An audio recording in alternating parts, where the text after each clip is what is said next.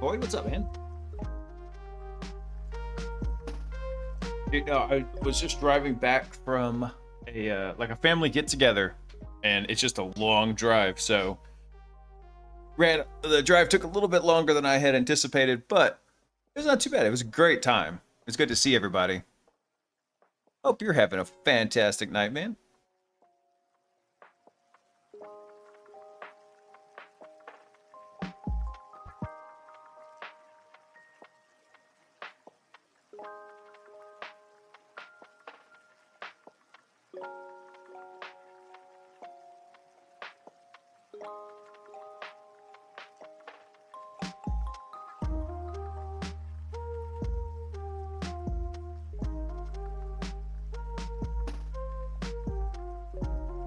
It had a really good time tonight. Got all my family together. It was really great. All the my kids, my brother's kids, all us got to play together, and they love seeing each other. They only get to see each other, maybe a dozen times a year, once a month tops, and so they just played until they collapsed, literally.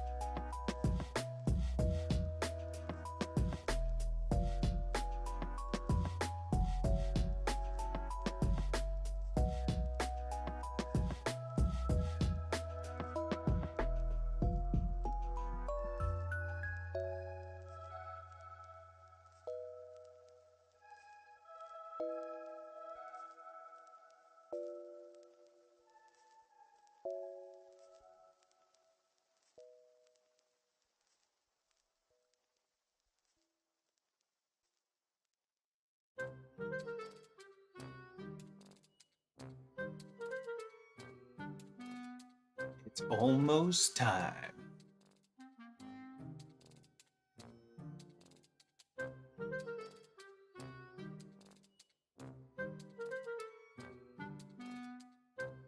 You're not even late, Chris. I'm just getting started, brother.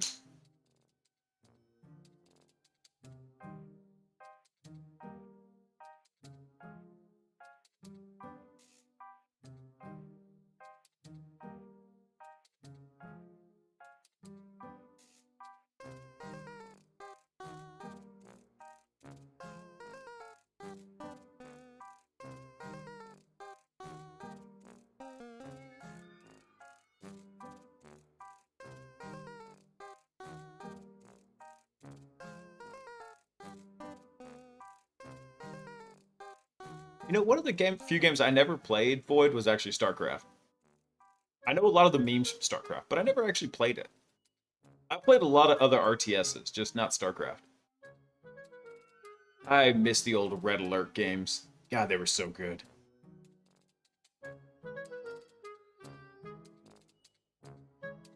All right, let's kick this off. I think everything works. My screen just blanked out. There it goes. What's up, everyone? Happy Saturday. Almost said Sunday.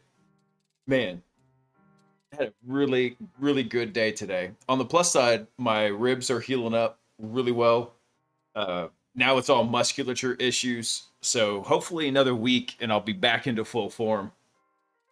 But we had a really good time today. All my family got together. Kids they probably swam in the lake. We were at my brother's house, which is by the lake. Hey, Gumby, thanks for the resub, brother. I love you, boo.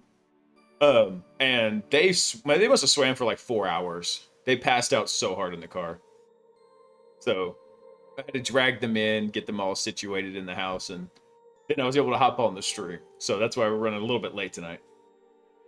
Yeah, I got the McRibs. not the fully functional ones. Oh, yeah. Good. Thankfully, my ribs were slowly healing up over the week and doing a lot better. I can't hear you. Sound off like you got a pair. You're so full of crap. Hey, Vass, what's up, man? Yes, we are getting back into the Python swing of things. Actually, I was originally I was thinking about hopping on a video game with Salty tonight, but I wanted to see if we could wrap up something in here. And then maybe tomorrow night, I will go actually do a gaming stream. We'll play a little bit of a... What do you want to play? The game. We got to go defend Super Earth. Helldivers.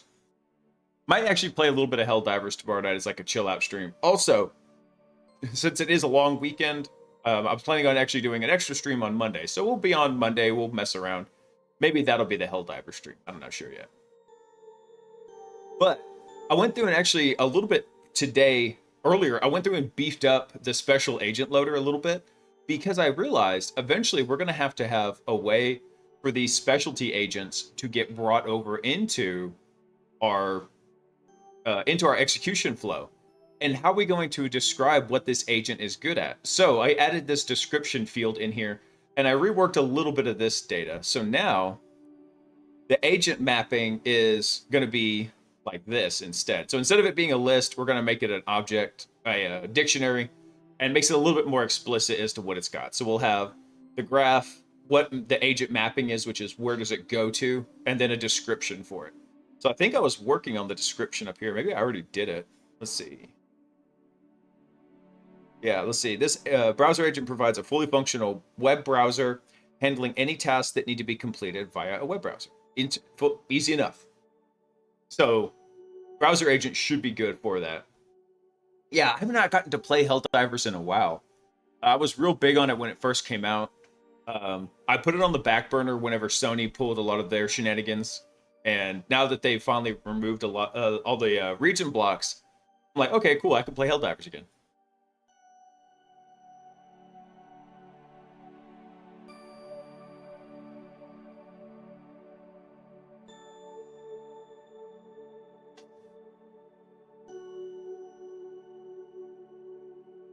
One sec, gotta ban a couple of folks real fast. There we go.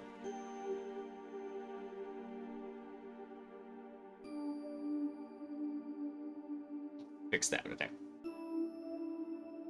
Do you have any recs for becoming fluent in Python when coming from a more JavaScript background by chance? So JavaScript and Python are similar in some ways, and that is, it's not a strongly typed language. Now, if you notice in here, let me see here. You can do a kind of typing with JavaScript, with Python, akin to a little bit more like what TypeScript is doing, but it's not a bastardized, transpiled version of JavaScript. And that is typically like if I wanted this variable to just be name, I can take this out and it still works the exact same way. It's going to allocate space for the variable. It's going to make it fine. But you can put this in here, this string identifier, or in this case, like this is a compiled state object, compiled state graph, and you can tell it, hey, this is the type of data that should flow into this.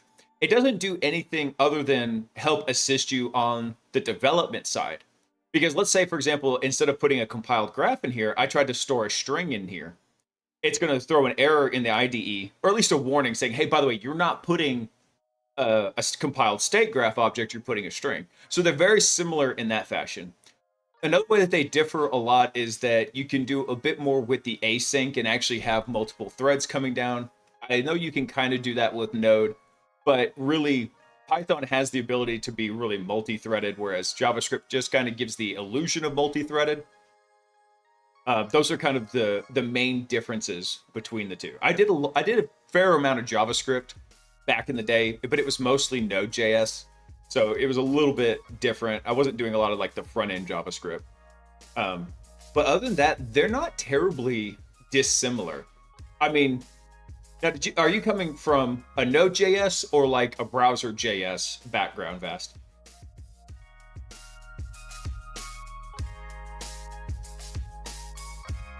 Rocking the orange Jocko. I'm going to need it too because I drink so much stuff. Running, but I could do Node if I have to. Okay. Well, I mean, the main difference between, if you think about it, the biggest difference between Node and browser JavaScript is your operating system functionality, how they interact with each other. That really is like the key distinction between the two.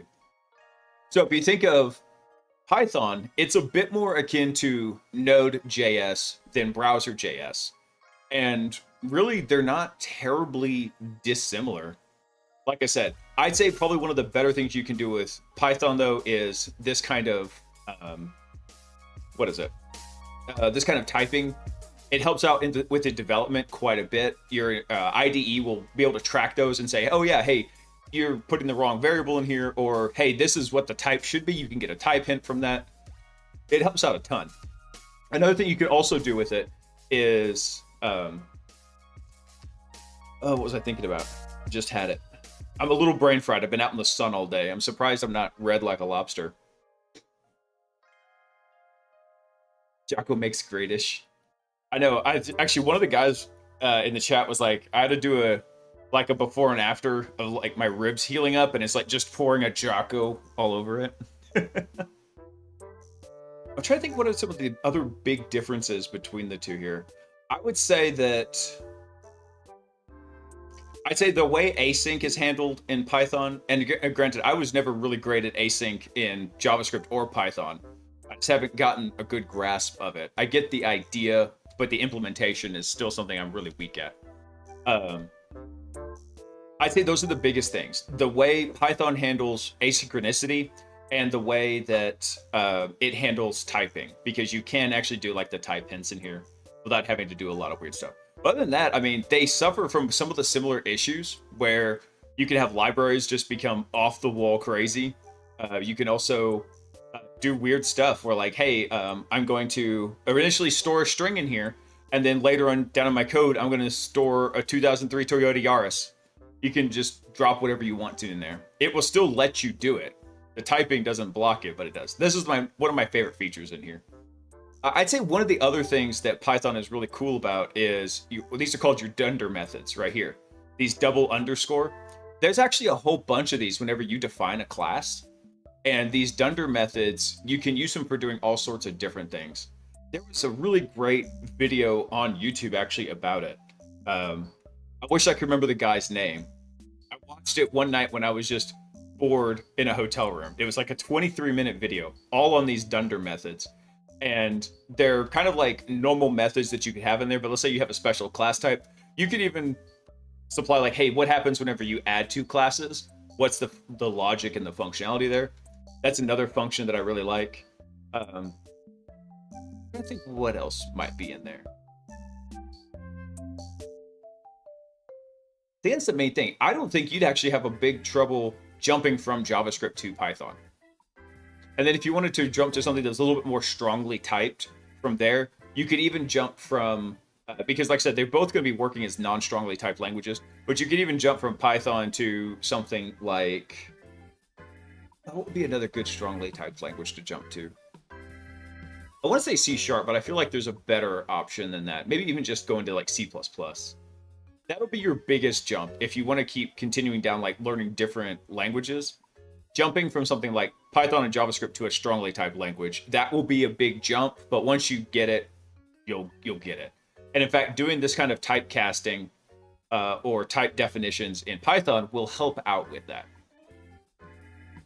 I've been recommended C#. C# is good. I have a different perspective on it, right? I'm a professional security person, primarily hacking Windows environments. So a lot of the systems that you're doing with those, they interact very well with C#, right? C# and .NET. So that's where I view C# and .NET as helpful.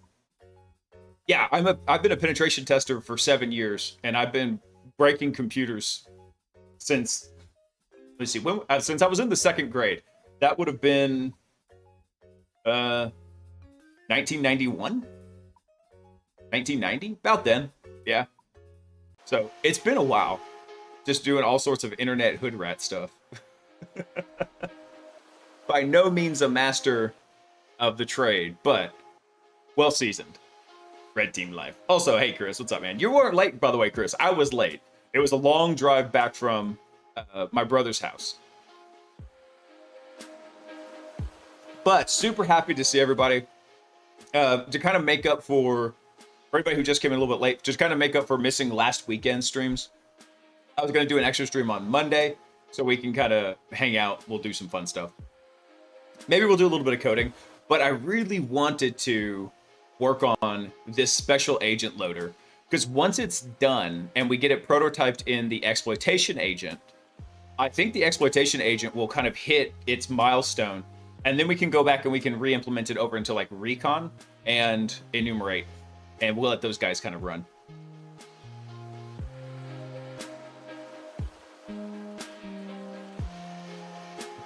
Breaking beliefs in up-and-coming pen testers, one lab session at a time. That's right. So one thing I actually realized that I thought was really fun to do, what we did on last week, earlier in the week with the Hack the Box, is I do like one thing about doing the Hack the Boxes. And that is I can give a very clear explanation of like, hey, this is how it appears in the CTF. Here would be how it would appear different in real life.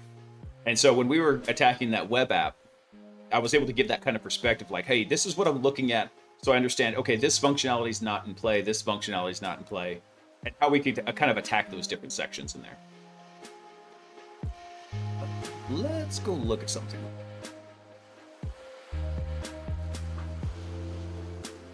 All right, let me go test this real quick. Let's see if this all... print test agent. Errors?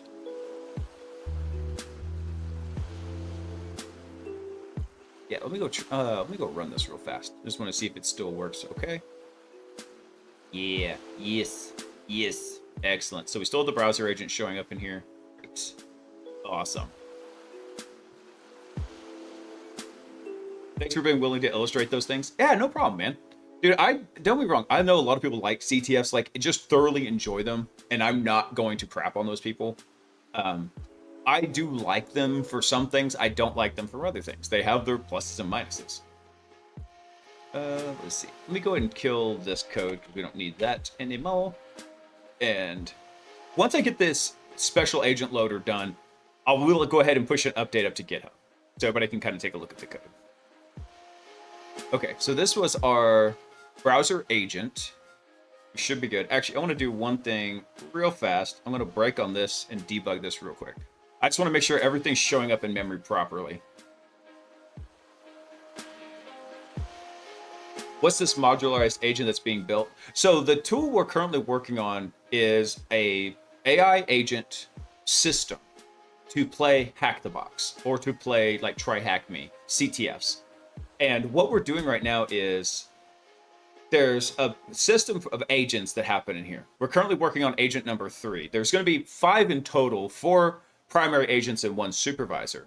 So we're working on the 3rd primary agent. So we've got recon and enumeration done. They're very similar, so that was a easy lift. But then now we're working on the exploitation agent. The exploitation agent's job is to find a single repeatable exploit that we can send to a system to get one command to execute on the system. That's it. After that point, it's going to be handed off over to the post-exploitation agent. The post-exploitation agent's job will be to elevate that to a command and control framework interaction. We're going to be using Mythic C2 for that.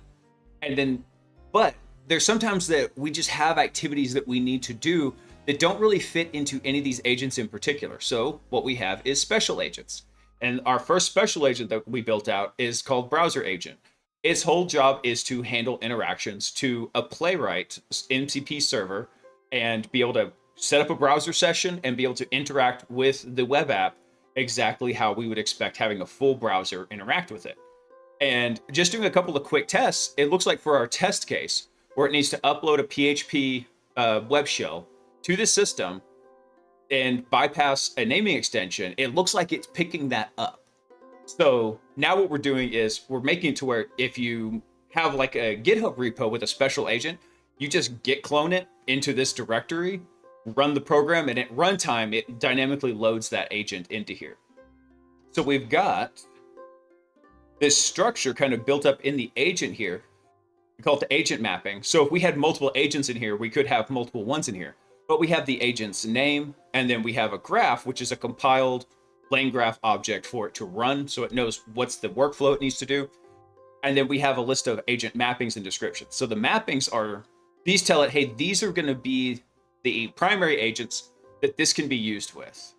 And then the description is, this is what this agent does. So in this case, it provides access to a web browser.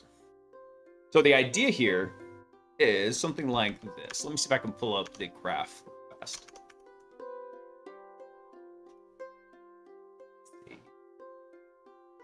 Will this pull up? Tracing project. HackBot. Let me see. I might need to go restart the server. I probably do. Hang on one sec.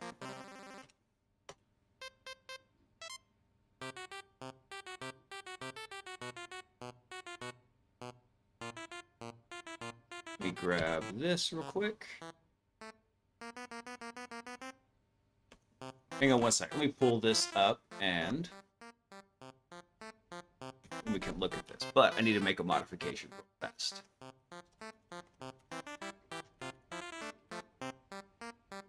Here we go. Ta-da! All right, so this is the overall structure of it. So Stinger is the supervisor. It supervises and basically is going to develop and hand off tasks to our recon, enumeration, exploitation, and eventually there will be a fourth agent over here called PostX. And it works on all these. So our exploitation agent is actually the one that we're working on right now. So we have a loop here. It goes about like this. So when we enter the exploitation agent, it kind of thinks like, okay, hey, given the information we know about this host, how are we going to exploit it? Comes up with a theoretical plan of, okay, I think it's vulnerable to exploit X. And then it comes out into the exploit step planner. The step planner actually goes through and says, okay, if we're going to make this exploit work, here's the steps that we're going to need to run.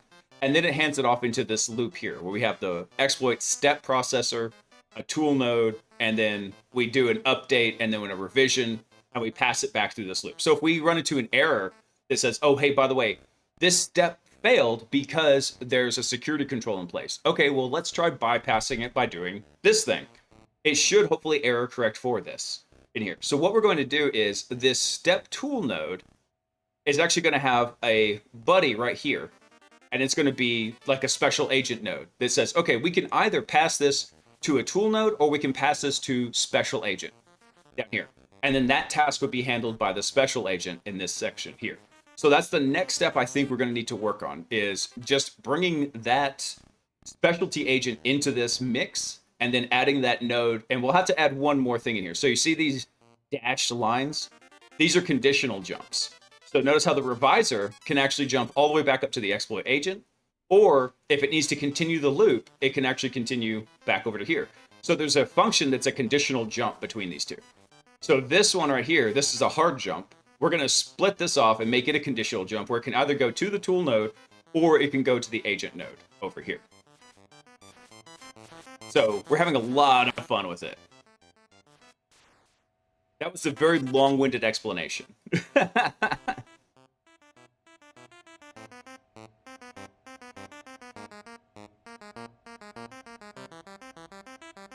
Plot twist. It's amazing how BlaiseBits knows how everything is supposed to look in memory. It feels like sorcery.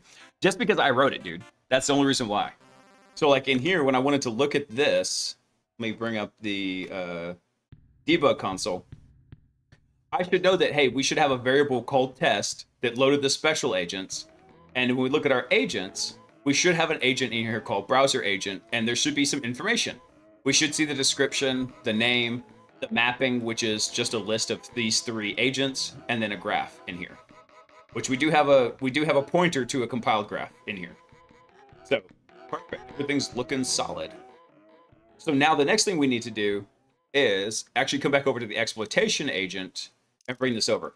Actually, I think probably what we're gonna do is we're gonna get the special agent loader, and over here in the configuration, I think that's actually, oh, it looks like I actually set it up. Right there. So then after we load our agents, then we get our test in here. Yes, awesome.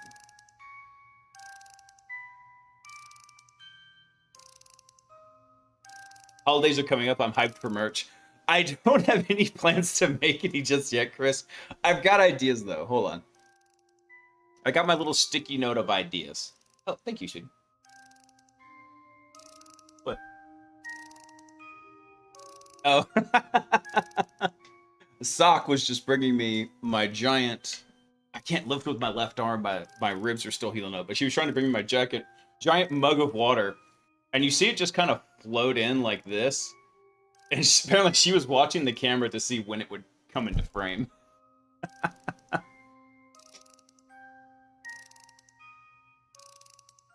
need a long-winded version. Oh, no problem. So the thought process behind the build is sound. Yeah, I hope so, man.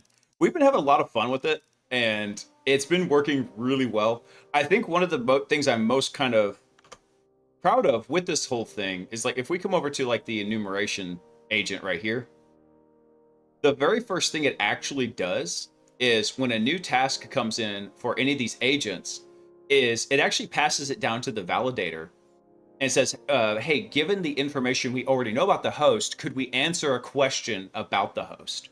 And so let's say, for example, we already did like an nmap scan, and we know that we're running a web server on port 80. And then later we had a question, it's like, well, what version of the web server is running? We come down to the validator and say, hey, knowing what we know, can we tell what the web server is? Yeah, it's Apache 2.2.4 or whatever, right?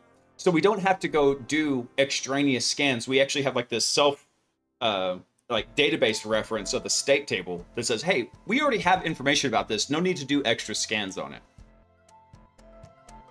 That was one of the things that I really was glad whenever we put that little optimization in. It's totally not optimized. It's completely kind of bunk, but I'll have to work on this Olama integration also.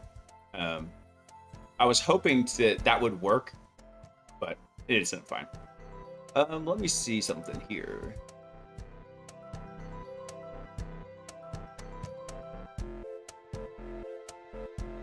sp.getAgents, we've got that. Okay. I do need to actually go check this real quick. So, because in our example down here, we're just doing test load agents. I have to remember, I probably should document this. Let's see. Let's put a little doc string in here real fast. Let's see. Because actually, we call load agents already, so we don't have to actually do load agents on this. And then, because when we call load agents, we're going to print we loaded their agents, and we don't even return anything, so that's fine. Get agents just returns self.agents, so yeah. So we do want to use our get agents in here. Let's put a little doc string in here real quick. Let's see. We'll say this automates loading special agents from the, let's see, special agents directory. And actually it doesn't take any kind of input because it already has like the path to it. What else do we need to do? So we can load agents to force a reload, or we can also use get agents. So actually, I don't even need this right here, because when we initialize it up here, when we call the init function, we already call load agents. So we're good here. Let's see. We'll say can use the load agents. So if I don't document this now, I'm never going to do it. Method to reload agents from disk. And then we can also say, what was that other method here? Get agents.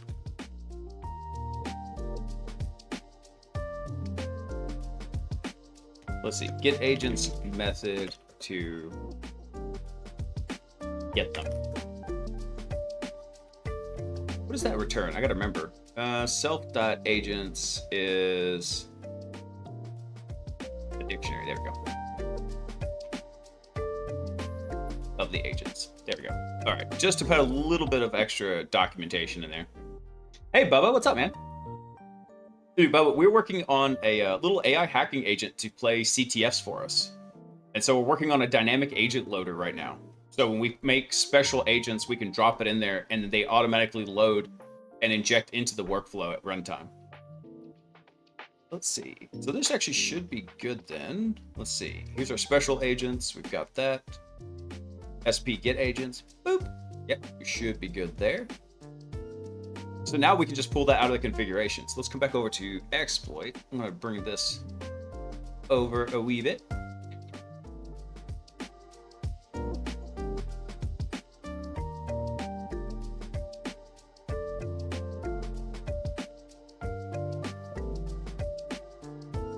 See what I want to do this. So right here. So this is where this is going. It's back here. We'll have this. Yes. So this is going to come over to this side right here. Oh. Oh, my ribs. Hold on. After the, I'm waiting for their ads to finish up, and then I got a couple of questions in chat we're going to cover.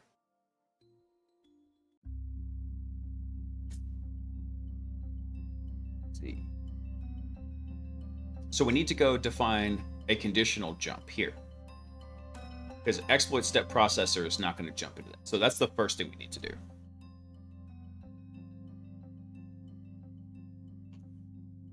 All right. Let's see. Sorry, I missed a couple of questions in chat. Are all those ovals are visualized discrete modules you've written? Are you talking about these ones up here? Because all these are is just individual functions in this object right here. So for example, the exploit tool node is, where is it? So here's our exploit tool node defined right here. And this is actually defined as the exploit step tool node, which is up here, if I remember correctly. Where did I define that? That's a bad example. Hold on. We'll go to the step processor. The step processor is a better example. One sec. So this is our definition of the entire workflow. And then, let's see, step planner. Here we go. So our exploit step planner here, if I go to declaration. So all that is just a function here. It takes in what's called the state table. It does some kind of work. It could make language model calls if we need it to. Doesn't necessarily have to. It emits changes back to the state table, and then we return those as part of it. Yeah. Do I have an OSCP? I do. I do have the OSCP. Actually, funny story about the OSCP. I actually took it in 2010 when it first came out. It was like very new when I took it, but I never sat for the exam because I guess I never felt prepared enough. In fact, I know I didn't feel prepared enough. And I ran out of lab time because I was doing it while I was in college. So I went back and finally took it again and passed it in 2019. So a bit of a 9-year journey there, but I was glad to finish the side quest.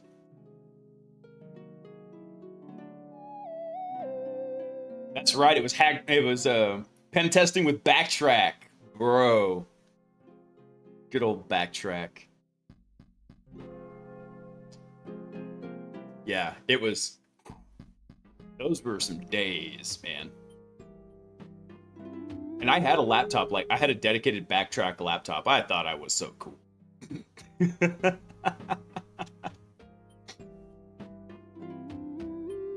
me check something here. Where did I define this guy? Yeah, Chris, I really do like the CRTO over the OSCP. They do have some differences to them. The OSCP, I would say the OSCP you could use as a precursor to the CRTO from 0 Point Security. I really like those guys, and over at 0 Point, I do like that one better than the OSCP. But also, there's a lot of stuff that you can learn from the OSCP that becomes applicable to something like the CRTO.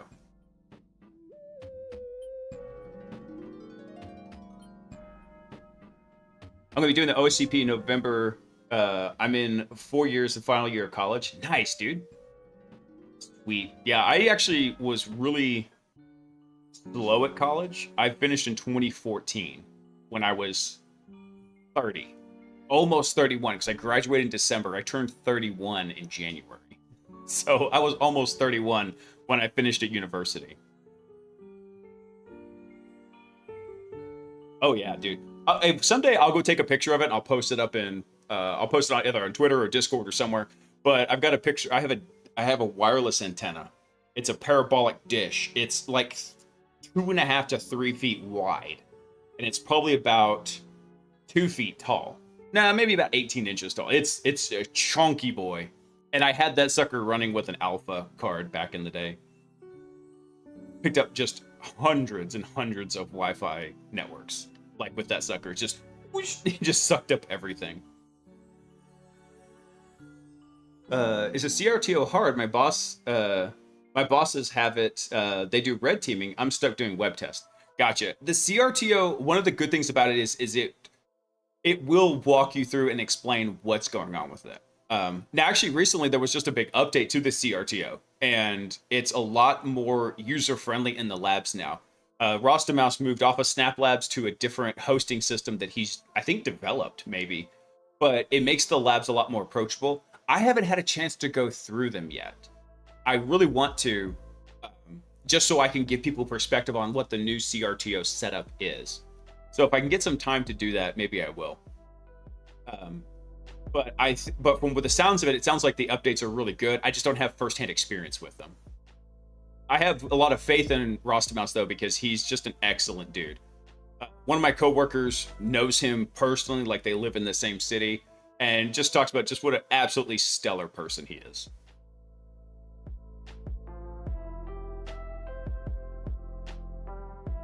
Was that back in your afro days? I never had an afro. I had long hair at one point, though. It was like, because when I used to teach martial arts for a living, and so like I had hair like down to the middle of my back. And everybody's like, well, what if somebody's attacking you and they grab your hair? I was like, good, they're within striking distance.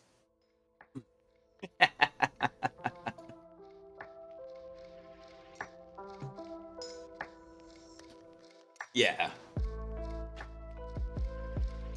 Oh, I can't wait to get back to it too, because I really miss doing martial arts. And my oldest son is old enough. My younger son is so much more aggressive. I think he'll enjoy it too. He's about to turn 4, my second son. So I think hopefully pretty soon we're going to start picking up some classes together. Okay, so I need to go find the exploit step processor. And what we're going to need to do is we're going to need to put in a conditional jump. So let me copy this. So from the exploit step processor, so here's actually where we have the step processor denoted. So we have our node here. Let me think about this. So there is our jump to the step processor. Here's our node definition. Okay. So this is the edge that we're actually going to replace right here. So I'm going to drop this in real fast. No, what are you doing? Go back. Okay. So this is going to be our source, which is going to be the step planner. No, that is not correct. It's going to be a step processor. That's going to be our step processor. we're going to call this our agent router. We called it the exploit router. Let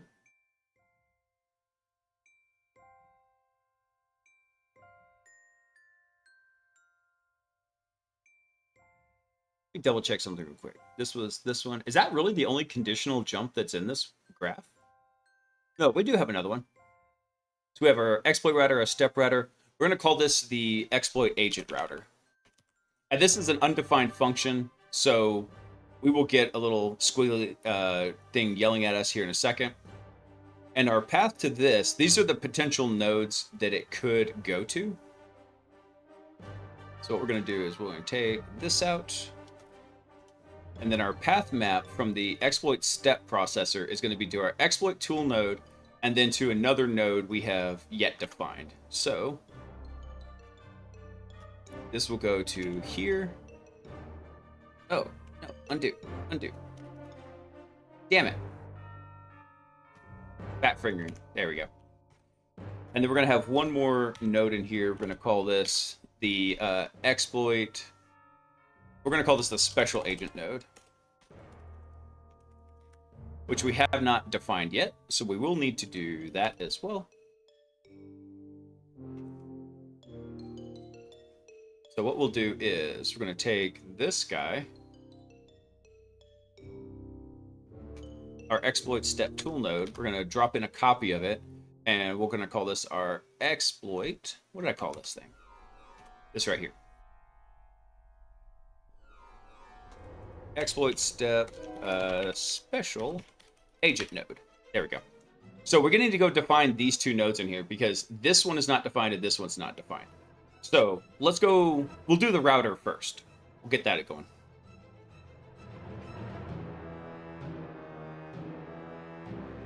Does everyone in chat work in cybersecurity? Not everybody. And that's actually kind of cool because I like to get different perspectives. I've had guys pop in that are phenomenal like coders. Some of them work in embedded systems. One of the guys came in and actually educated me on how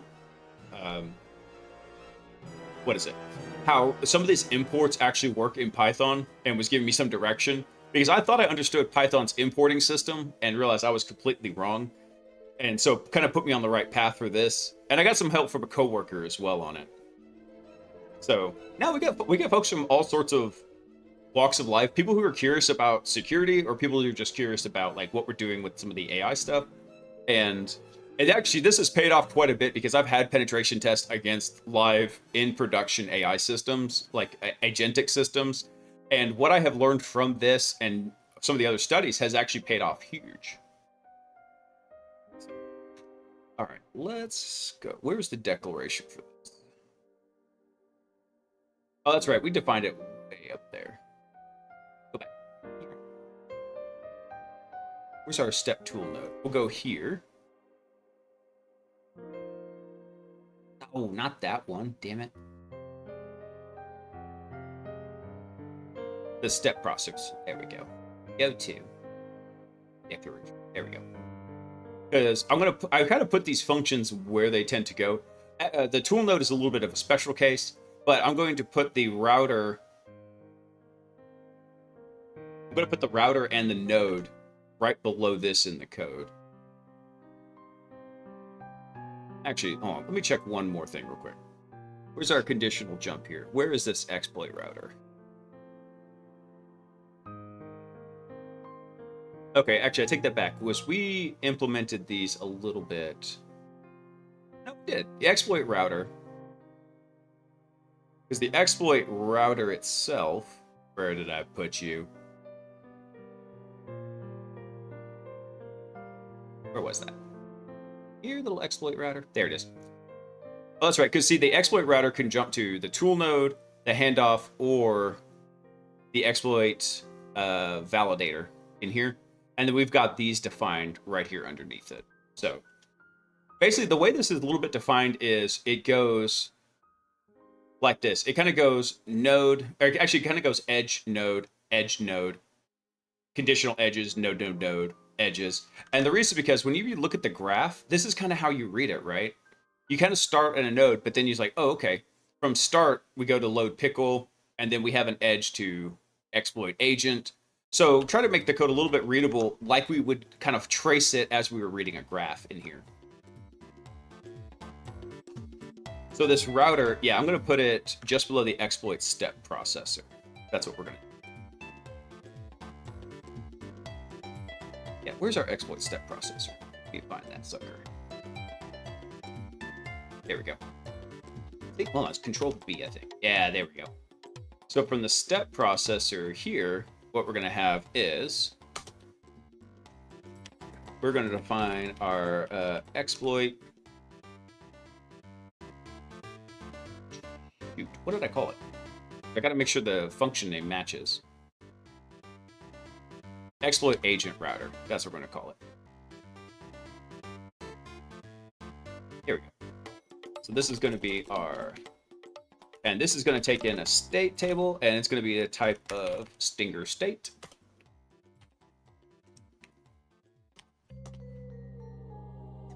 All right. So the idea here, we're going to have to come up and modify the step processor as well, because the step processor is going to be have to look at this and say, okay, are we making a tool call or are we making an agent call? So we will have to figure out how to integrate those into there, but we can do it. Let's take a look at the agent router. So this one should look at it and say, hey, are we making a tool call or are we doing something different? Okay, actually, I'll tell you what, we're going to leave this as is for now, because we actually need to look at this guy real fast. Because in the step processor, what happens is the execution table gets a little bit funny whenever we do this. Because as we go through and we execute this stuff, what's going to happen is the structure for the exploitation task is different from the structure of every other task. Because they have to have like a speculative nature by default. Oh, come on. Okay. There is a password. Hang on one sec. We drop into OPSEC mode.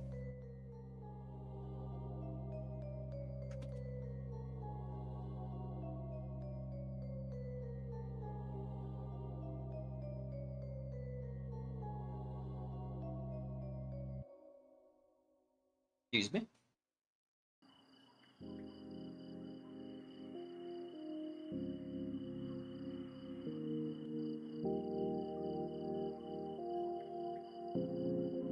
There it goes, finally. For some reason... Alright, I'm just booting up the machine real fast over and try hack me. Because then we can let this kind of run in the background a bit. Oh.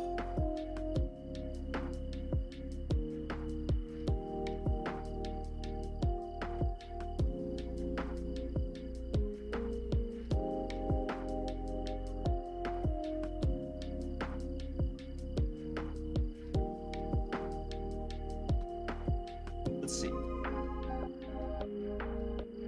Going to get my Security Plus and CCNA and OSCP. Though actually going to try and get in the field. Dude, actually CCNA, that has a special place for me because that's kind of the first certification that I got. Technically, I got the CCENT, which is below the CCNA. And really, I just did that because my instructor said if I pass it, then I get an automatic 100 on my final for my Cisco course. So that's what I did. But I think understanding a lot of the ways that those interact and the understanding of the networking that you get is super helpful. All right, let me do something real quick. Let me pop back over to Stinger, because what I want to do is I want to let this guy run.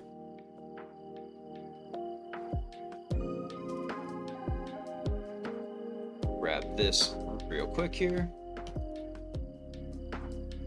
And then what I'm going to do is let this run real fast, because we have a little bit of a cheat that happens at the exploitation step. And so the exploitation step, I fully expect it to fail because we're in the middle of modifying the code and the code is trash right now. But I need it to run these other ones first. Once it hits the exploitation step, it's going to give us a cheat code, basically where we can just run the exploitation agent. So we'll let that kind of just run in the background for a minute. Oh, thanks, Chris. I think hopefully in another week, my ribs will be healed up. I got the bones and the cartilage, I'm pretty sure, are back to normal. And I've got my full range of motion back, but when I come up here, I feel just an immense tightness that happens, and it's super sore. So I'm hoping here in about another week, all the musculature will be finished healing up. Did I have the VPN running? You know what? That is a good question.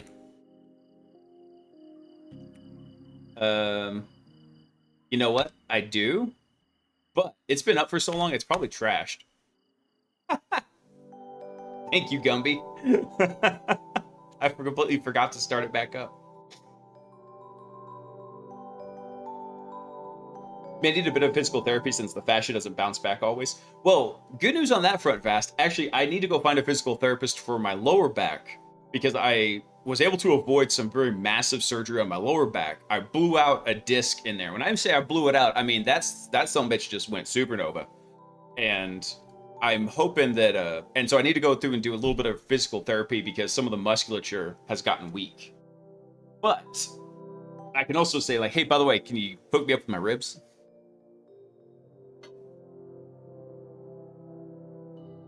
Okay.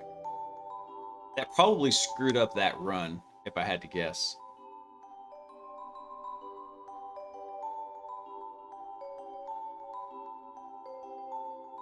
I tell you what, let me cancel this real quick. Oh, good. I had everything copied. Let me make a new thread real quick, and let's submit that. We'll let it do a fresh run, since I wasn't sure what the state of the VPN was while it was running. All right. And then while that's running, we can sit over here and finish working on the exploit task. All right. So the step processor, what we need now is we need a way to inject this. So we need a way for it to tell, like, hey, these are the agents that we have available to us.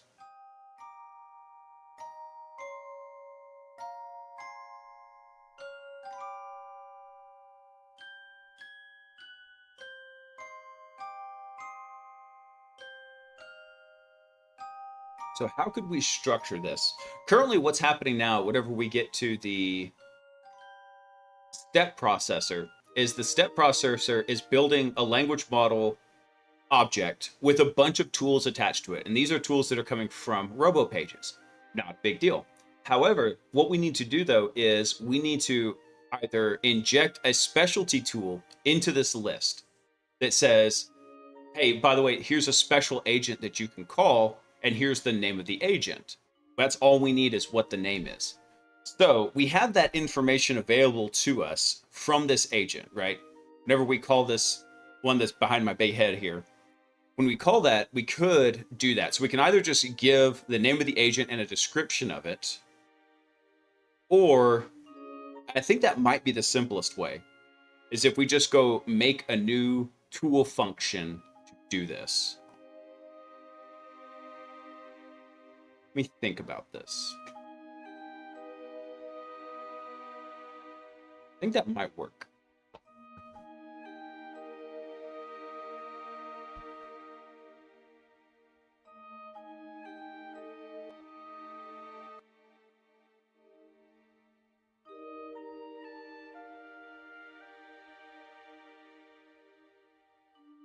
People won't usually talk to you unless you have credit in finding a major bug or hack in your resume. That depends completely on the shop and what they're doing, because I don't have any CVEs to my name. I've had potential for a couple, but I thought they were so stupid I never even reported them. And it's because they were extreme corner cases, so I didn't even report them, because it felt like it was more of an issue of the way the system was structured with the client's environment. And so I didn't even report those. So I don't have anything like on my resume or a CV that says, hey, by the way, I've got these CVEs to my name.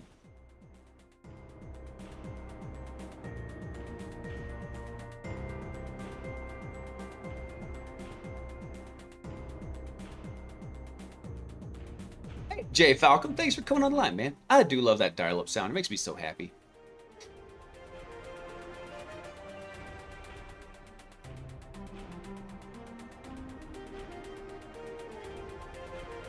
I think I do want to do it this way.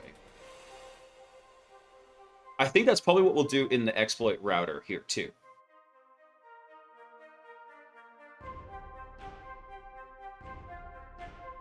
I'm trying to think through this real quick. So we can totally do this, right?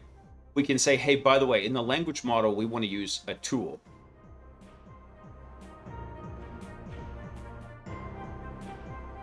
So what we could do is we could actually go through and structure a tool with a description that says, hey, this is how we want to do this.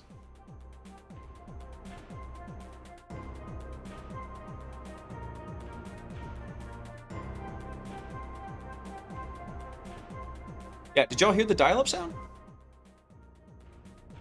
Yeah, it should play every time someone follows the channel, it'll play a dial-up sound. Like they've dialed into the channel. My CVE was DirecTV in 1997. Damn. Like the planet! The planet.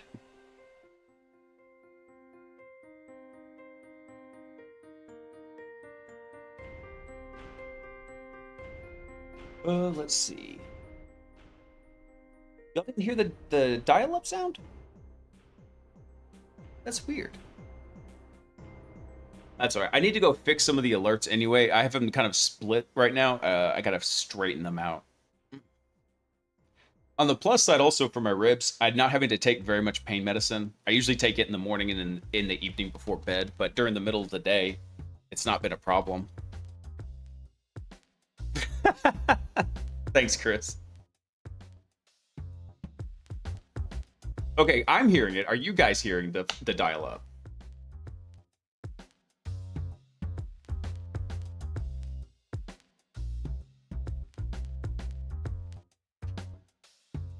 Y'all didn't hear the dial-up? What the crap?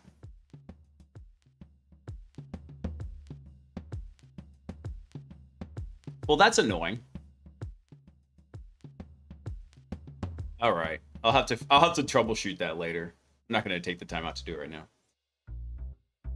Let's see. I don't want to do this. I need one more tool in here. So over here, the config is where we're actually loading out the special agents.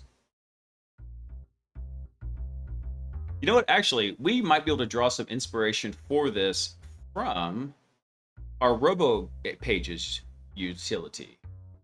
Let me pull this up real quick. I don't think I need the language model helpers anymore. Let's bring this over here. Because in Robo Pages, we actually build these tools up individually. So for anybody who's new over to what the project is, Robo Pages actually serves up an HTML interface to execute all of our various hacking tools in Docker containers. And all those are defined as YAML files. So we have a custom class set up here that goes through and gets all of our tools and then formats them for use with LangChain. Let's see.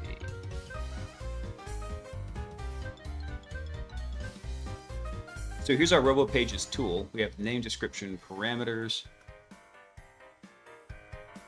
And then there's our execution for this. And then basically what we do here is, here's where we actually create the tool.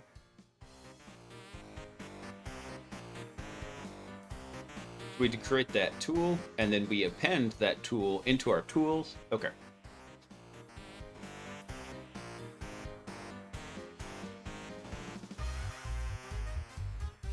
So actually, we could do something just like this.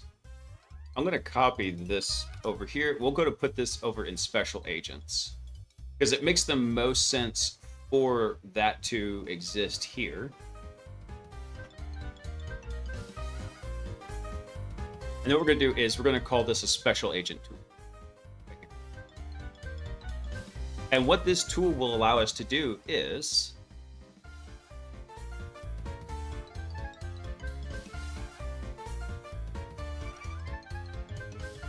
yep, I think we can do this. Parameters should just be, yeah, we'll have a name, we'll have a parameters list, we'll have an option, arg schema. I gotta remember how I did this because I built this integration a while ago, so I gotta refresh myself. Let's see, create tool. we get our tools, we define our self tools, and then in our items of functions, we get the name, we get the description, we get the parameters. Okay. So what we can do with this is our parameters is just going to be a string right here. And the string is really just going to be the name of the tool. And in fact, we don't even need this. We don't need the name.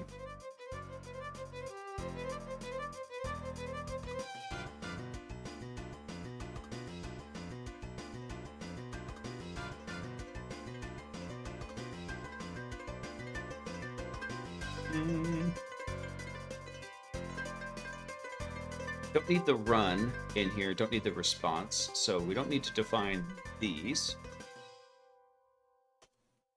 So let's take this out. We don't need our base URL. In fact, I don't even think we need to make this a class. Come to think of it, what we could do is, I take this back. This is probably not the way I want to do this. I think instead, where's our output formatters? What we could actually do is we could classify it like this. Hey, Nesto, happy Saturday, man. There, we can base it off of this. So we'll call this, our class would be our special...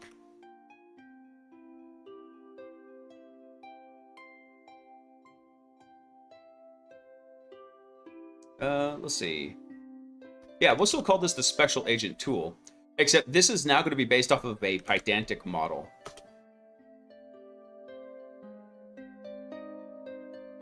Actually, which base model? Yeah, no, we imported that from Pydantic. Yeah, we'll need this and a field, I believe, to make this work. There we go.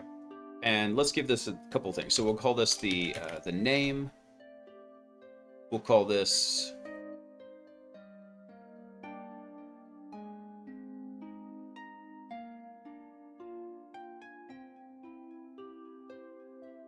Oh.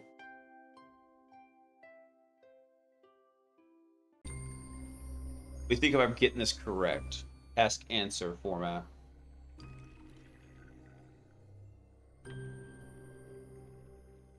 I'm thinking. Yeah, this should be fine. What are we going to need for this? We're going to need it to... So basically, we're going to build this sucker up as a tool. So for example, if I come over to... Oh, that's not it. So this is used over in like an enum agent in our output formatters. Let's see. Oh, we did a language model with structured output. That is not what we want to do. I mean, this will still work. However, we're going to do this a bit differently. Because using it with... Yeah, that's not what I want. Let's see. Be exploit step? Let's see. Yes, that's what we want to do. Our exploit step would work. That's what we want. So we're going to call this a special agent call right here. And what we're going to do is we're going to say, ooh, how am I going to define this sucker?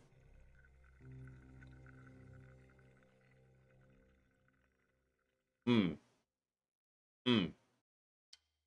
gotta think about this because I need to dynamically build this. And so what we're gonna do is we'll generate the special agent call as a part of this guy. All right, Chris, have a good night, man. Thanks for stopping in, brother. Let's see. HackerGan, that's right. Let me see. How do I want to structure this?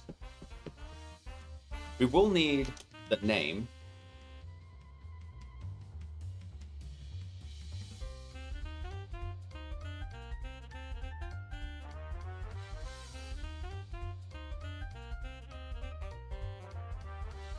Let me see if I can I define an init function in here? I think I can. Maybe not for a base model.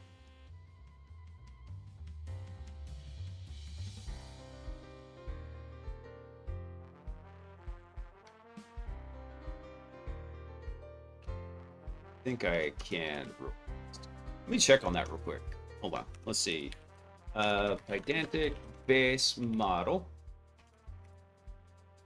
Hey, Sinclair. So what we're doing is we're building a little AI agent to go through and play CTFs, like Hack the Box, for us. And I apologize, I didn't see your messages. It quite popped up. I need to make that a little bit bigger so I can not miss those messages. I just saw it. So yeah, that's what we're doing. We're making an AI agent to basically work on it. Yes. Let's see. Pydantic base model. Let's see, with dynamic fields. I know I've looked at this before. See if this guy had any ideas here.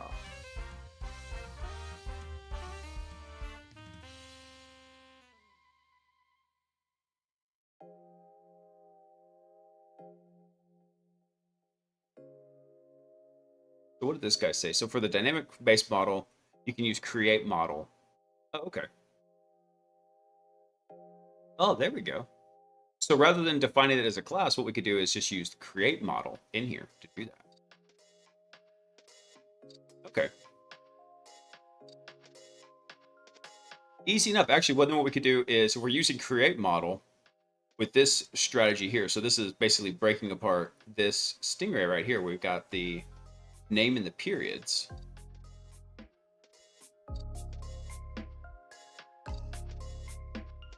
Yeah, I think that would actually work. Let's try that. Because then what we could do is, rather than trying to kind of shoehorn this in here, over in the special agent loader, since we've already got that,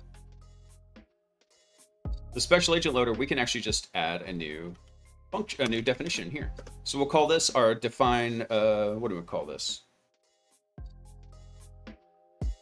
What do I want to call this? We'll call this unst.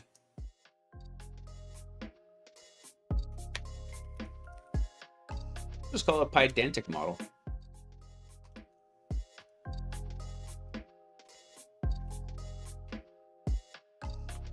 Yeah, and then what we do is we can have it return the create model. Perfect. Hey, Frozen, what's up, man? I'm just learning about AI and modeling. Where's a good way to start? Which part? Starting with which part? Because that's a big, broad question you're asking there. Let's see. This is called create model. Let me go ahead and grab this as an example real quick. Oh, come on, man. Killing me, Smalls. You're breaking my balls. There we go.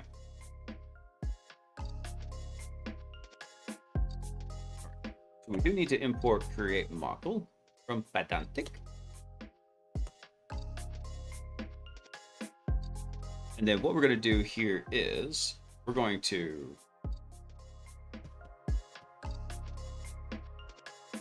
let's kind of just make this up real quick. So what we'll do is we have our agents, right?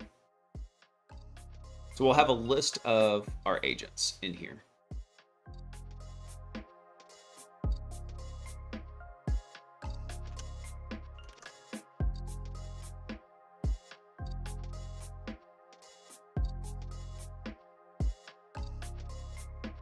So type integer. It already kind of inferred the type in here. Name, and then periods. But when we create this as a field, this should look a little bit differently. Add to it. Let's run a little test real fast. Let's pull up a little bit of a Python console. Let me drop this code in real fast. You didn't like that, did you?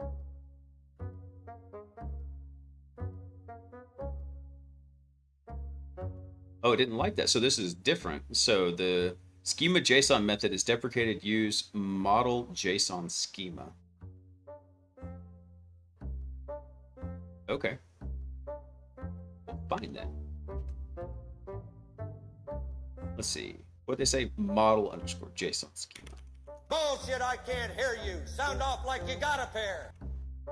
Still full of crap, Bobby.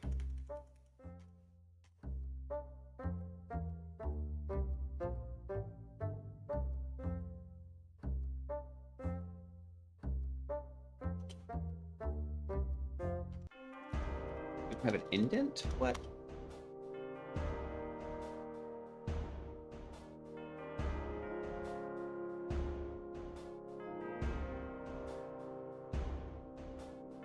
Okay, so this example is very old. Let me go look at the create model function for Pydantic. Let's see. Pydantic, create model. Let me find that function. Hey, Bobby. Happy Saturday, man. Let's see. Ah, here we go. Here's our create model. Let's see. So we can give it all the interesting information that we want here for the model. But how do we make these with fields, though? Normally, it would look something like this over here, right? We define that as a field. So what functions do we have in the field option here? Let's see.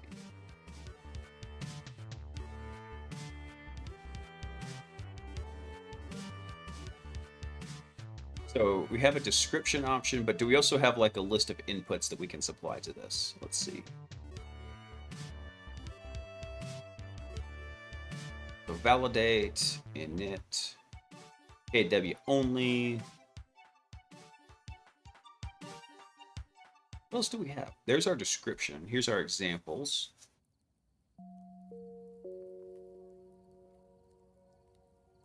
What else we can have in here?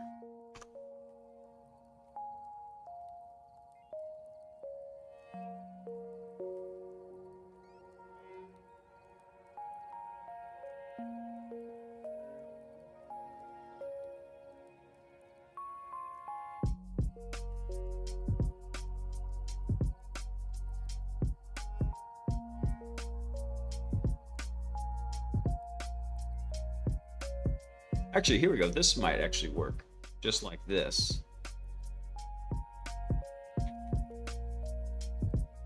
Where's our field option in here? Because what I need is... Oh, this is going to be the everything. Let me see. Because what I need to define is that it can have a certain preset input to it. I gotta remember how to do that. I've never had to do that with Pydantic.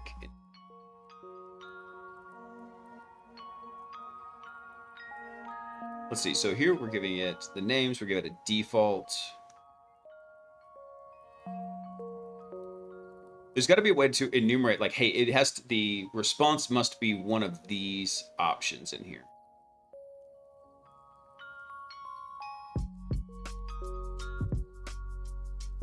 Let's see, there's our data conversion. I don't care about that. Let's see, extra data.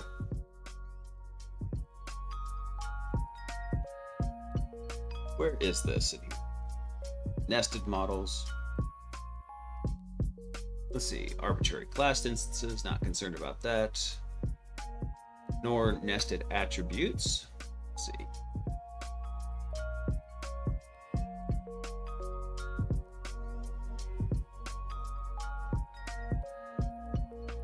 Did I break it? No, we're trying to expand it right now. Because what we've got is, once the special agent loader runs, we're going to have this agent's value right here. That agent's value is going to be a... where is it?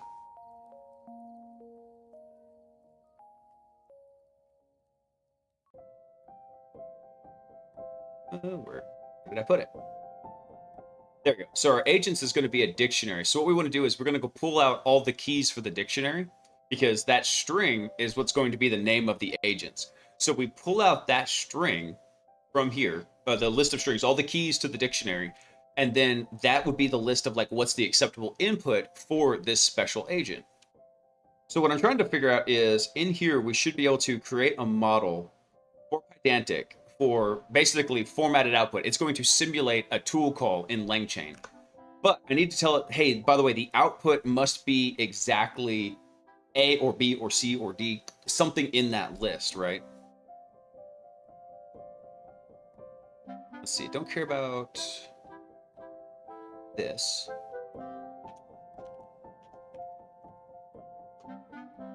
Let's see.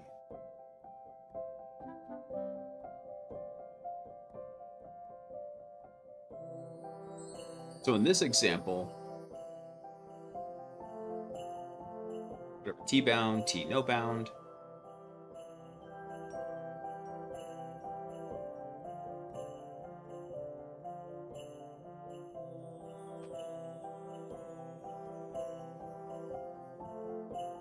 What I want to do is I want to tell it, hey, this is the acceptable inputs in here, like an enumerable value.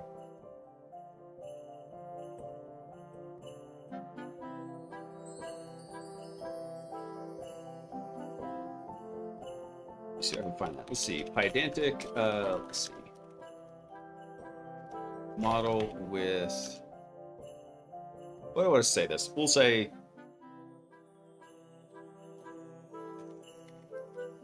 discrete values.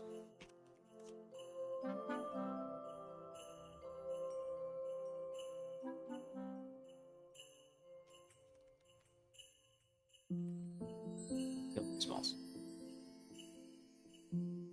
We look at the field options in here.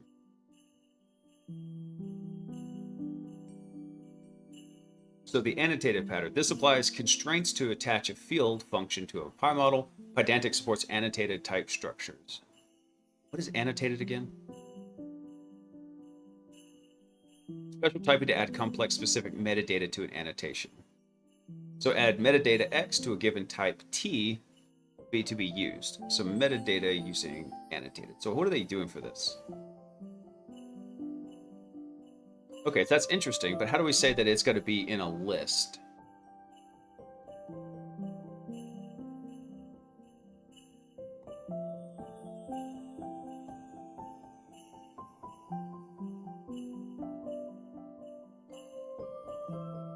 Let me see here. Let's see if I can do this. So we need a Pydantic model. Let's see.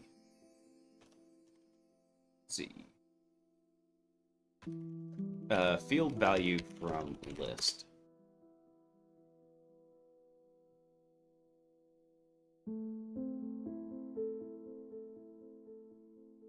Oh. Let's see.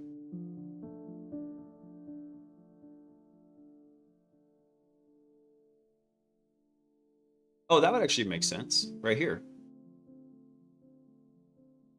So what you do is you define a class with those types attached to it.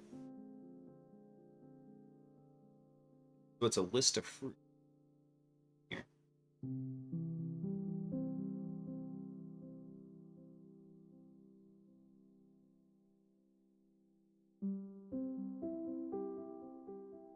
Oh, saying we could actually just do a list literal in here. That's what I was trying to find right there.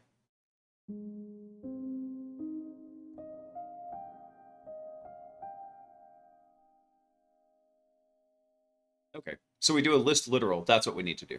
Boop. Okay. Let's bust this up quick.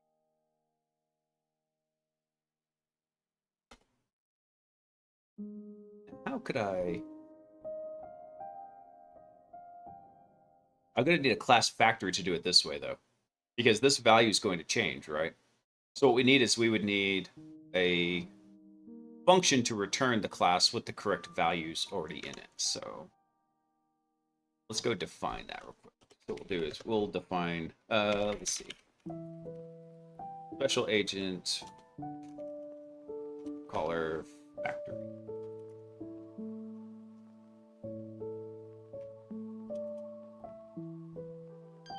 And it's gonna hate that this is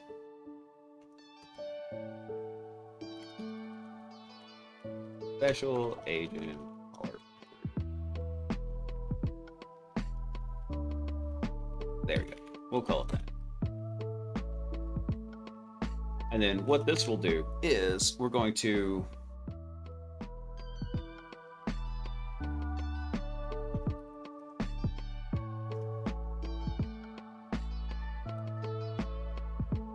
Actually, I think this is even making it more complicated than it needs to be, because we're still going to call create model from this. Yeah, we don't need that.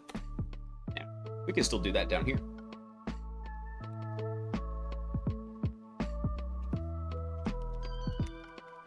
We'll call this color model. And then what we're going to do is we're going to return a create model. And then let me go find what was the output for create.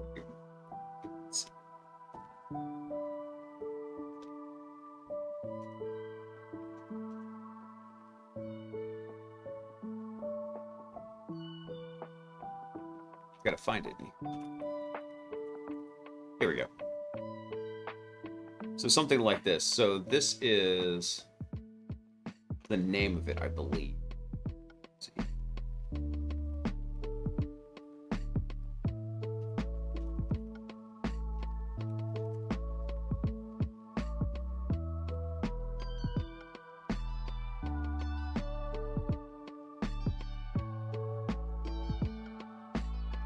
I believe we can actually use fields in here. Yeah, there we go.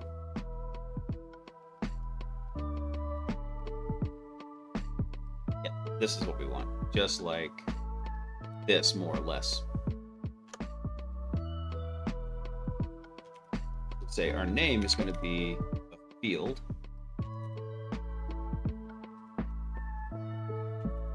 Call this our special agent caller. And then in the field, what we're going to do is we're going to say it's going to be... How did he do that? There we go. I think this will work.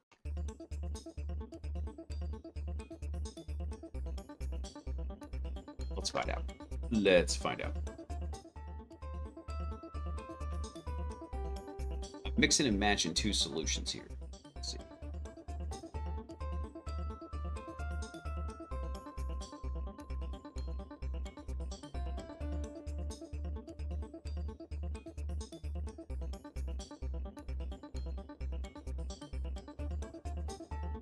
Actually, I believe we don't even need the... Actually, I do want the field in here.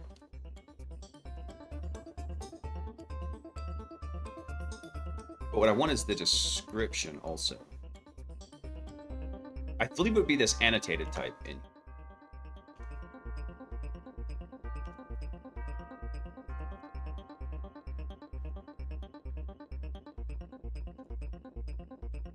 Yeah, annotated. And it's going to be a string. And then from our field, it's going to have two things in it. We're going to have the description, which should be the name of the special agent to pass execution.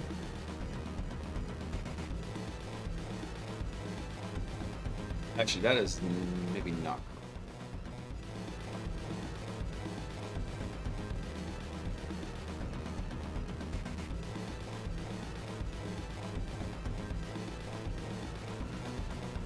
This actually should be our list annotated right here. Need to import that from typing, and same thing with literal.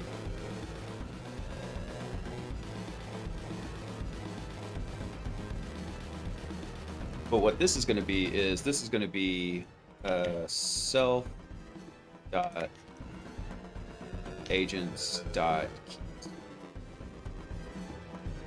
I think that would work. What is it not liking right here?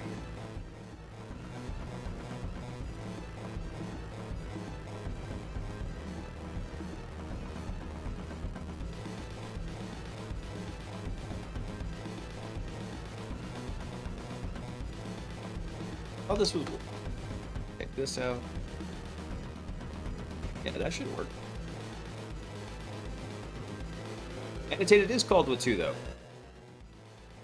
It's a list literal, and then there's the information that's going to be passed into it. I'm not quite sure if this is actually going to work. We're going to find out. I need to refresh try hack me, do I? Actually, let's go check and see did the execution finish on it. Let's see. We got the error there, which is totally fine. That's what we expect. But let's go... Oh, you bring the trace up in here? Fancy. But that's not what I wanted to run with. That's okay. I can find the trace over here. Boop. Let's see. What is today? The 30th? Yeah, it should be this one. Graph recursion limit hit? Where?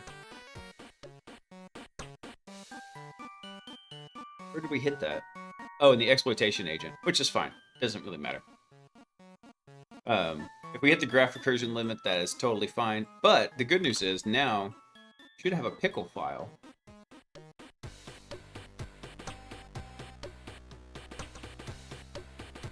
Let's see. Yep, this was just updated, so perfect. Now we don't have to go redo that, but add an hour to this guy. Fine, I'll add it in a minute. But it should be good right now. So what this, by the way, for anybody who's wondering what this is, now what we can do is when we come over to the exploitation agent, it's actually going to load that pickle right here. And then when it loads up the pickle file, it has a current state of everything that happened before it. So this is a little placeholder node. We're going to eventually delete it out of here. But what it lets us do is basically pick up execution right at the start of the exploitation agent without having to run through all the steps of the recon and enumeration agent. So it's just a little dirty state table hack. I'm Pickle Rick. That's right.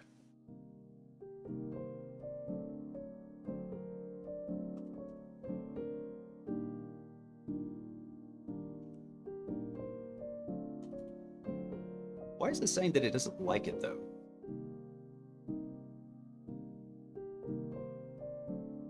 It has to be called with at least 2 arguments. Yeah, which we did.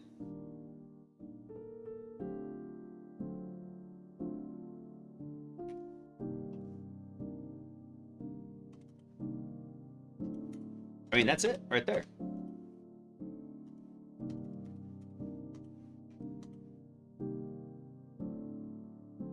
Oh, that's why.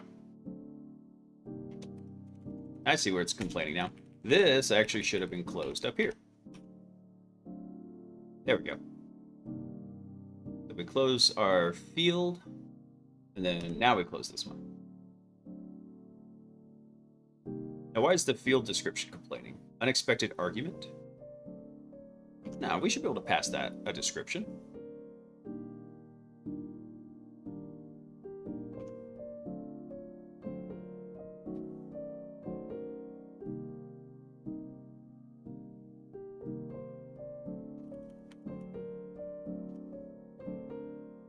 There we go. That was the kicker there. All right.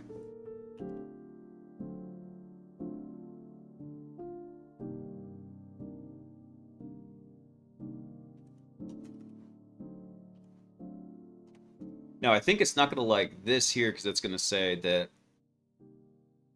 Oh, let's see.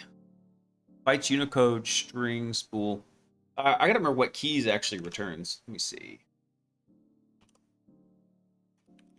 Python keys. Because what does the keys method actually return?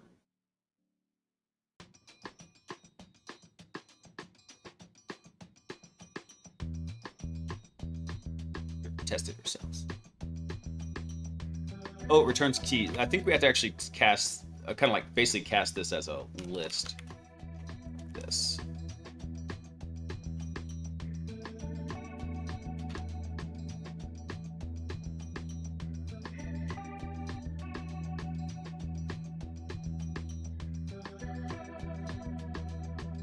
Let's see. I wonder if we can do that. Let me see. Python create literal list.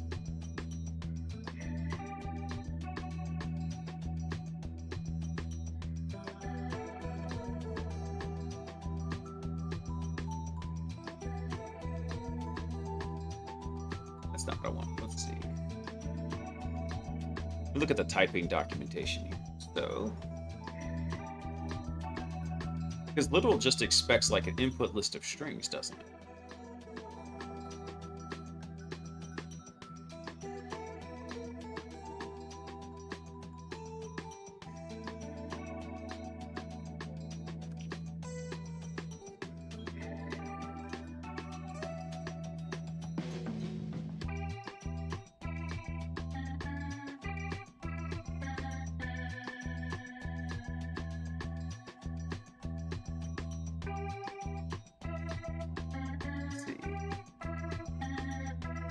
What about the literal types here? Do we have anything for this? This one, it's expecting it to be okay. So this one would be okay. This one would be rejected. Yeah, that's not what I want. That was the actual Python enhancement proposal. I think that's what PEP stands for.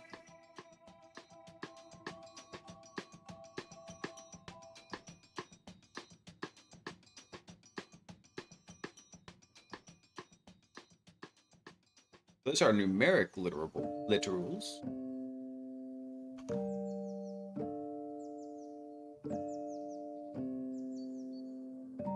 Let's see. This form can be used to indicate the type checkers that the corresponding variable or function parameter has values equivalent to the provided literal. So everybody's here defining them quite literally.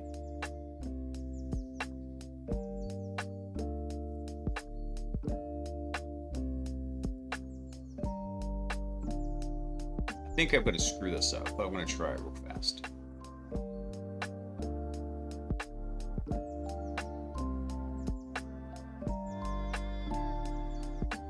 I think I'm going to try this real quick. Let's debug this. Then we're going to just try the call. We're going to try the caller model from here. Once we hit the breakpoint real fast. All right, where's the console? So if we come over and we run test caller model, we do get something in here. So let's save that real fast. We'll say x equals test. Test.color model. We run that, and then for our variables, where's test?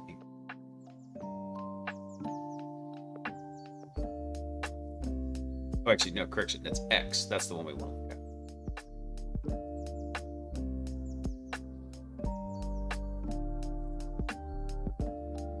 Let's do a test on it real quick. Let's do a type on it real fast. So let's double check the type. Type of x is a pedantic model structure, so looking good there.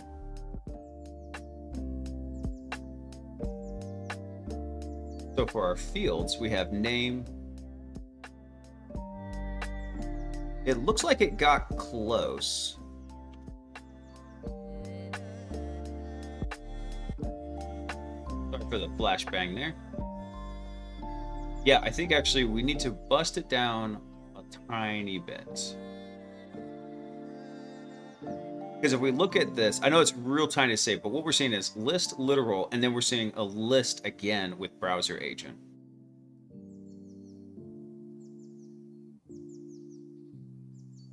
Name the special agent to pass execution.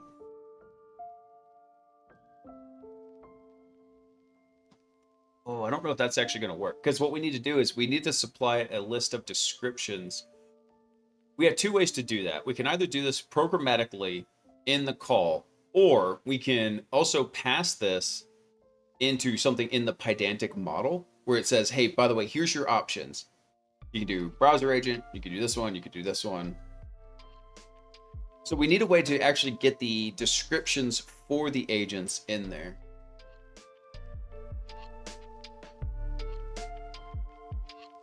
Ooh, I don't want to do this.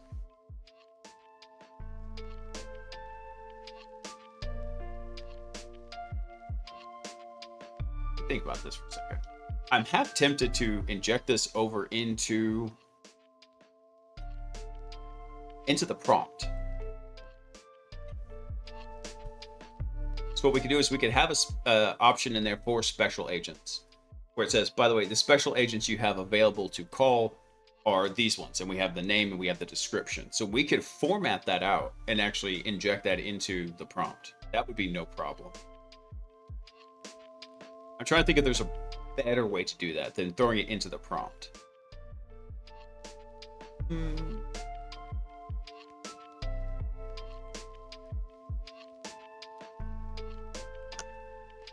Let's look at something real quick. Let's see. Let's see. LangChain list of options with descriptions. We can do that.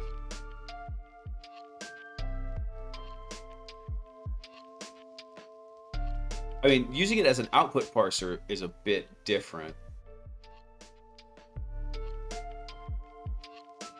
So how to pass a list of dictionaries as input to a Pydantic LangChain tool.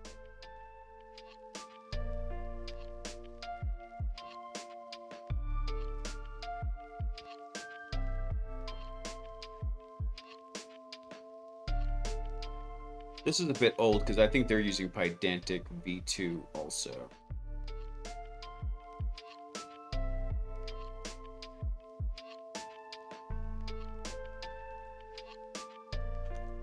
So we're kind of doing a dirty hack on this, where what we're doing is we're not doing it with structured output. Let's see if anybody else has done this. Let's see.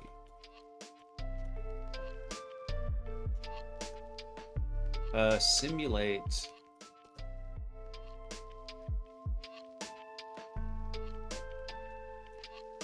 Tool call with Pydantic.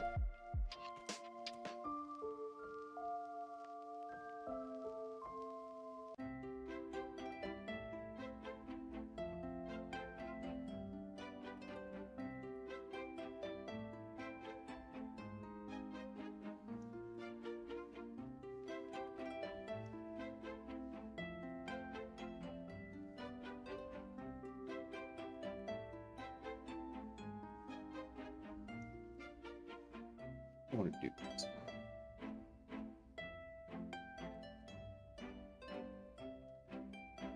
You could also use a type dict annotated in here.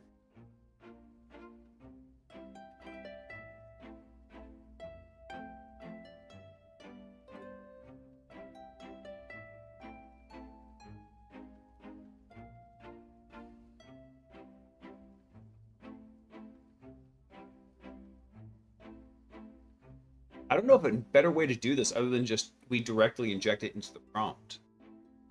Because this list gets so... because these are not hard to find lists, right? They all have to be programmatically kind of built as this comes up.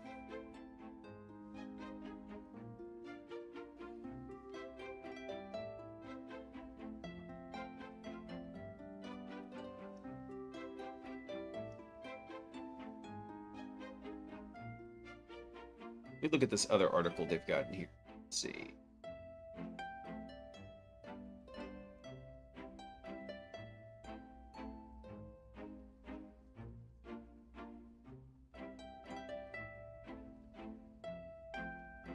Yeah, I think that's how we're going to have to do it. So it looks like what we're going to have to do is this will work because we'll have the browser agents in here.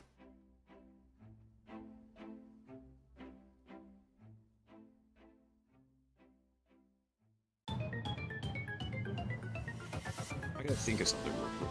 I need to decompose that list. Python decompose list.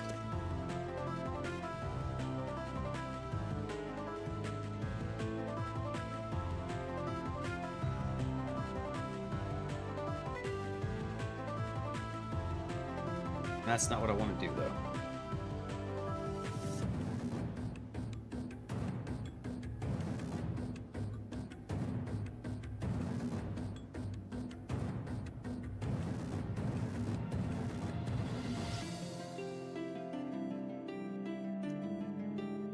Let me do a little bit of test with this. Let's pull up the Python console. Because what I want is...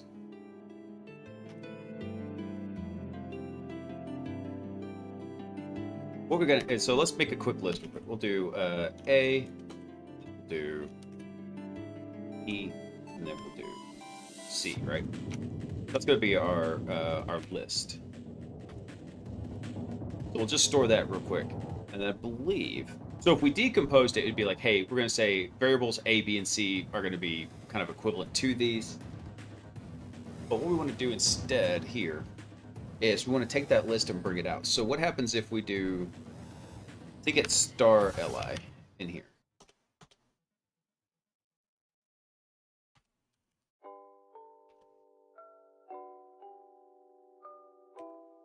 Or is it star star? Can't remember. No, it has to, it's a prepend operator. Damn it.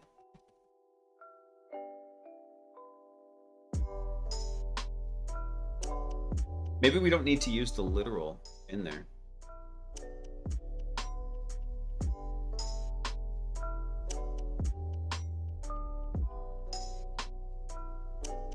Let me try something else real quick. Let's make a dictionary real fast. See if I can kind of hack around this a little bit. So we'll do A, it's going to be 1, and then we'll do B, which is going to be 2. We're just going to hack around and find out. That's what we're going to do. So here's our 3 real fast. So now if we do star DI. Hey, Nixie, thanks for coming online, man. Welcome in. And I apologize that the follower alert seems to be busted. I don't know what's going on with it. I will work on that and get those fixed up. I don't know why they're being jerks today.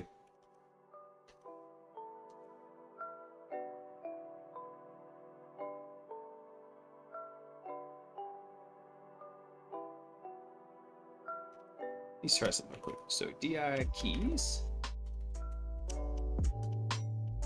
Oh, that is sick. All right, whoever designed that, Nixie, that is legit. Hold on, I gotta bring this over here. Look at this. That's really cool. I mean, that's plus 50 points for Gryffindor right there. That is sick. I love that.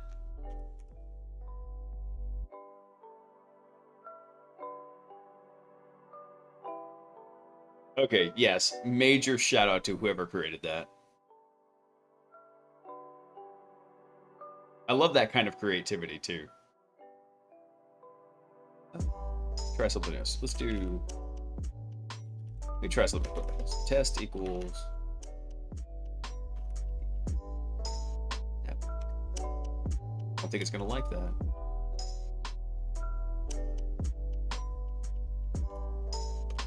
Probably using this incorrectly, trying to think about it. Let's see.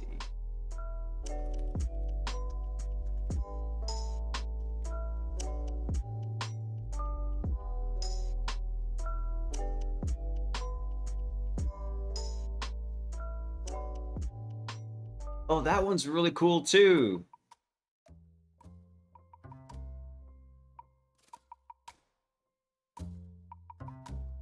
Oh, those are cool.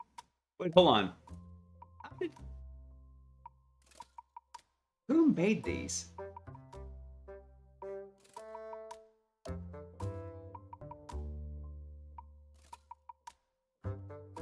Those are all really sweet.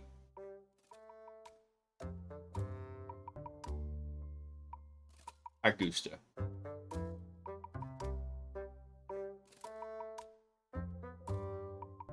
I gotta remember how to do this. So star args and KW args are common idioms. Let's see.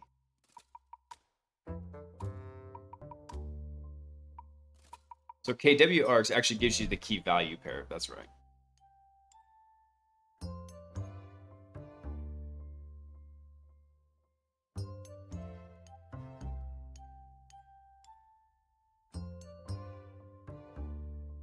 Yeah, that's right. Okay, so that's not going to quite work. Maybe we don't need this to be a list literal.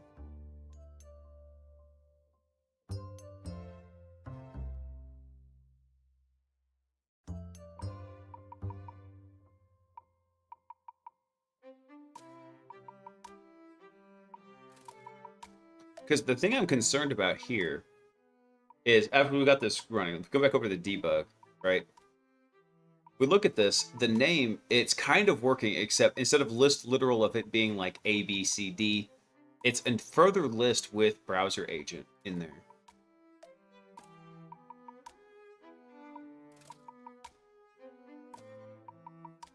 What if I can do this? Let's see. Python define literal from or from an enum. We do that.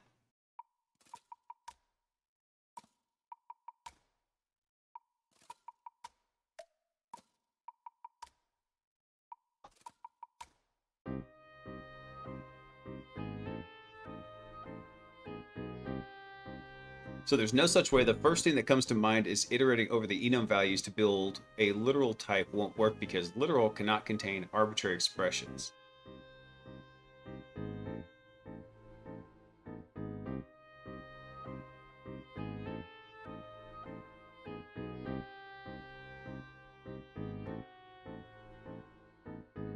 Hmm.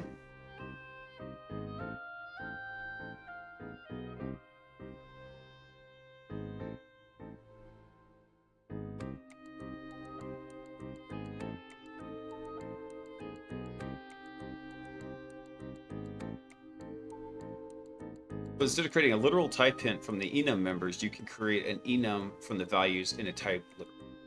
Which isn't what I want. Rather this being enabled, disabled. Let's see.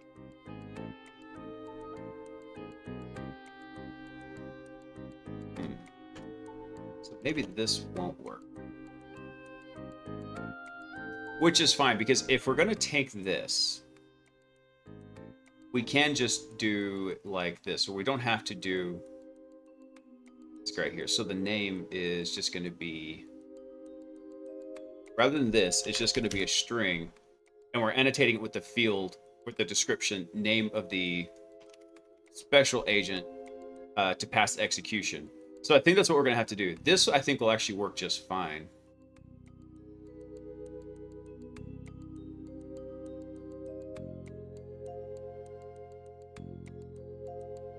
Yeah, and in fact, if this is the case, then it doesn't make any sense for this to be like this.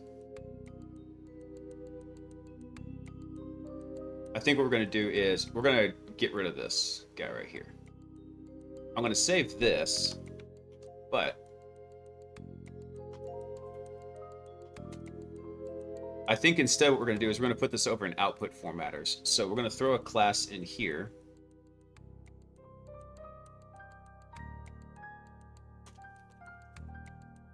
Yeah, I think that's the way to do this. So we're going to call this the special agent caller. That's going to be a base model. And what we're going to do is we're going to have one field in here. That's going to be the name. It's going to be a string. And it's going to be a field with that description, just like that. All right, so we'll have the special agent caller from our output formatters that we can call. That's fine. And then from the output formatters, what we're going to do is, go ahead and stop the paused execution here. What we're going to do is we're going to take this and we're going to go inject this over into the exploit agent in this case. We're going to take the list of, not the tools, because what I'm trying to avoid here is, what we could do is for every special agent, we could go and make a new tool for it and say, by the way, you could call browser agent, you could call privesk agent, you could call Kerberos agent, whatever. But every time you add a new special agent, then you're adding another tool onto the list of what it needs to do. That doesn't quite fit in the, and that's a lot of overhead. Because look, when those tool calls get passed, let me show y'all. This is how much overhead this adds to it when this happens. So for example, we come down here to recon, right? So here's all the tools that it's got, right? And eventually we're going to clean this up so it's not a full list. But if we look at this in, I think it's raw format here. Let's see. Feedback. Let me see the raw info.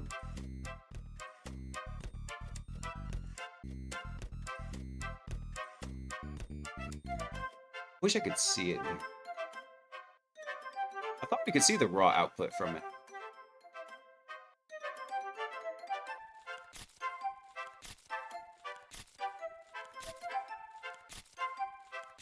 Let's look at this real quick. So this is our system prompt. This is our human prompt of like what we've got. Here's our output. Not a lot of information, but if we go look at the metadata, right? This is not that many words, not that many words, not really that many words. If we look at the metadata though, in here, we'll get like an actual list of how many tokens we used.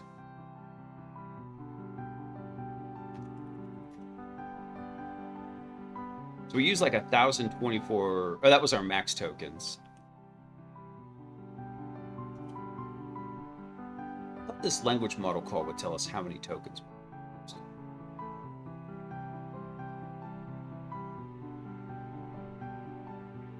But here's our tools. And basically all of every time we send a tool, we're sending a lot of information with it in here. We're getting a ton of stuff back. So let's go look at something real fast. So in our exploitation agent, for the exploit step processor, where we actually make our tool calls right here, right? RB tools. What was our prompt that we used? We used the exploit step prompt. Let's see, where's our prompts at?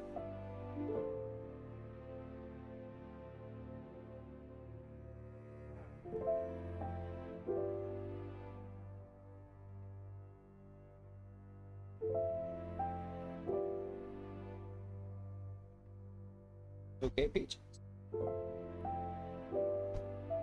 Poor Peaches. She's a snub-nosed pug. Not a pug, but she's a Boston Terrier. She gets snorts stuck in her nose. Got a snort stuck right now.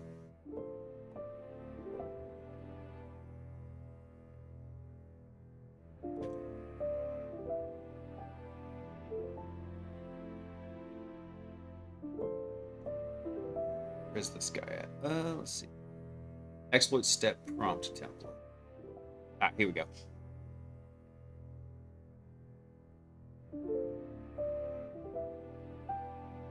Yep, so what we could do over here is we could actually say that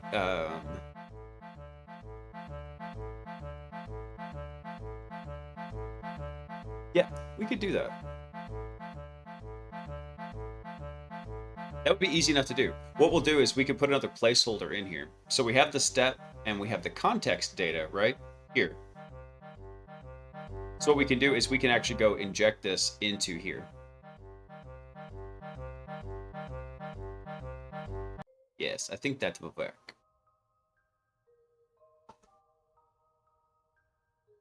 Dude, Nixie, I'm still loving all those emotes you dropped. Those look so good.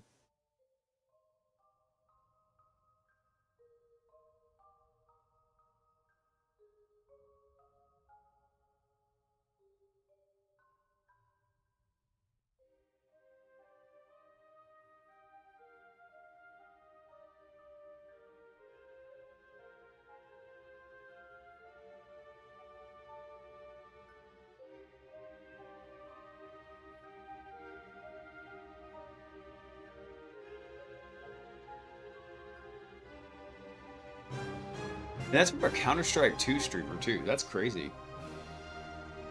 That's still awesome though. I like it. Sorry, get distracted. Alright, let's go add something into here.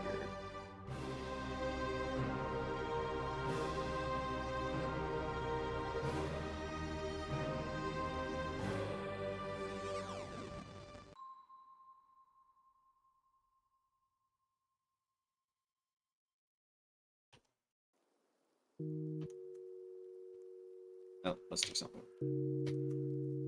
Let's see here. Let's see here. What do we call this tool? We're going to call this the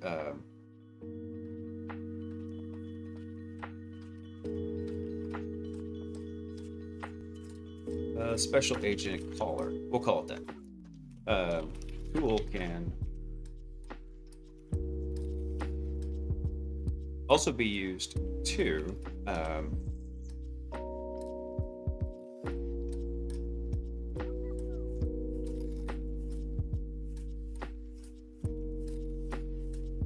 we say that? I'm trying to think how to. I've never had to wordsmith this before. We'll try this.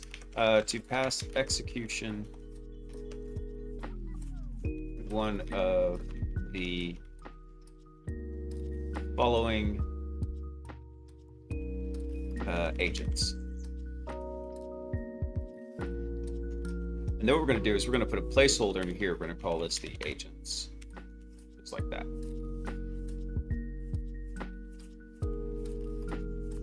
And then what we can do is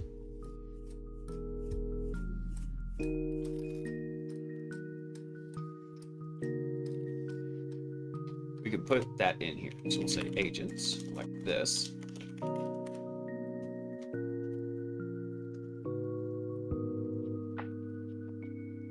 And then how do I want to decom that stuff? Let's see. So what we want is we want the name and the description. So we'll make us a special little thing in here. So those are get agents. We'll define another one. We'll say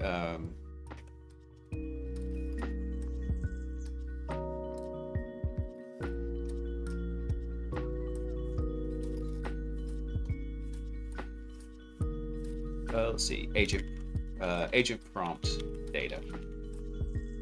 We're going to make this one right here. And what we're going to do is we're going to return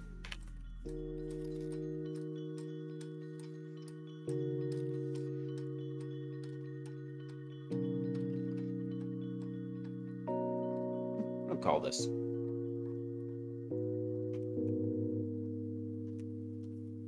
I'll just call it data. And what we'll do is for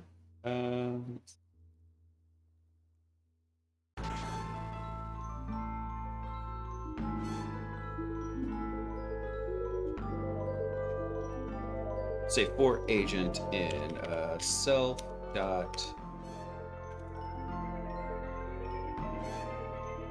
agents keys, just like that. Then what we're going to do is we're going to say data, and then we're going to say this is going to be our agent name.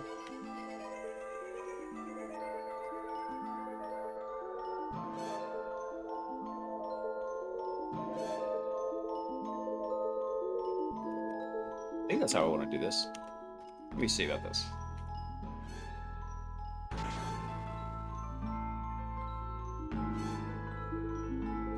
No, this is incorrect. This can be self.agents, because this is just the key value right there.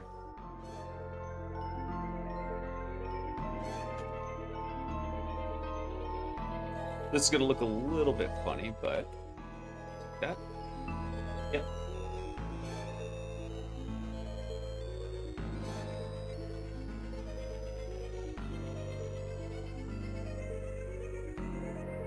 Oh, no, that's not what I want to do. Take that back. Actually, no, this will work perfectly, because then I take that back. This is not going to be the name, this is going to be the description. And this is actually just a little bit of...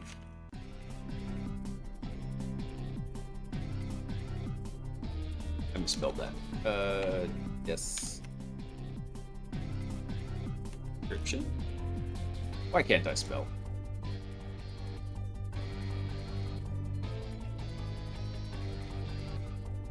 There we go. So what we're going to do is we're going to do key description. Name description. Because... Ah, crap.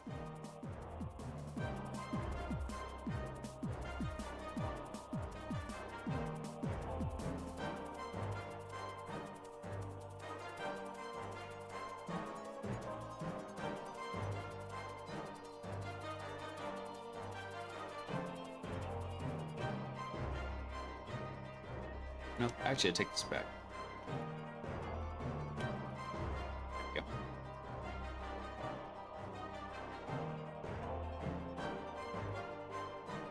I'm missing a key here. Things are getting deep in here.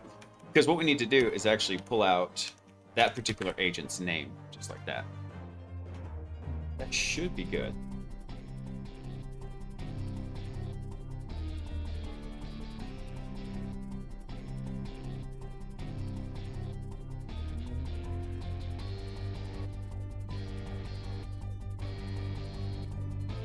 Wait, self.agent should just be...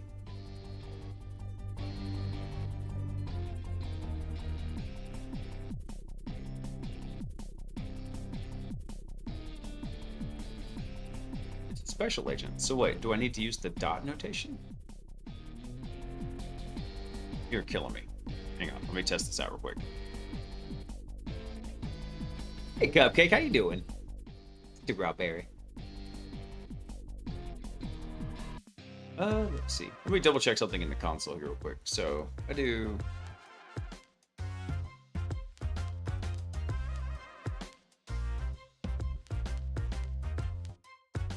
Test agents. Look at this real quick. So we have browser agent in here. If I call, we do this real quick. So we have our browser agent. Yep.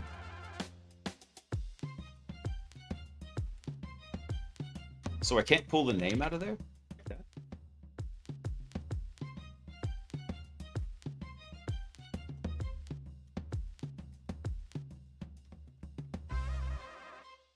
Okay. It's weird that it's like that instead. But you know, I'll take it. This would be dot description here instead. Whatever you say.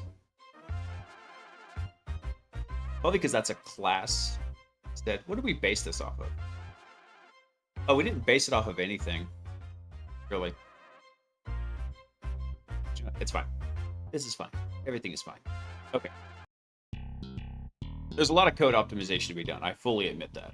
But I'm going to wait till we actually get it functional where it can solve the first challenge, and then we're going to go back and do a bunch of code optimization. That's all right. I got to run to the bathroom. I'll be right back.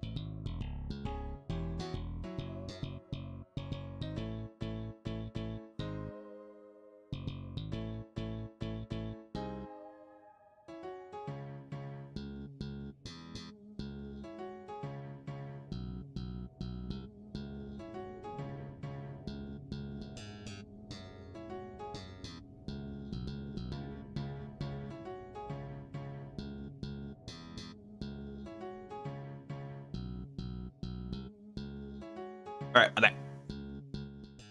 Guess who's back? Wait, I didn't do the slide-in. There we go. We're back.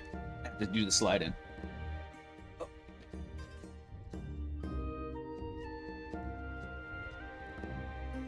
All right, let me check this agent prompt data.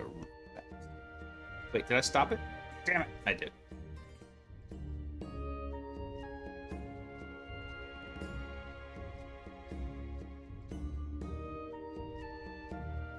Let me try this real quick. Let's see.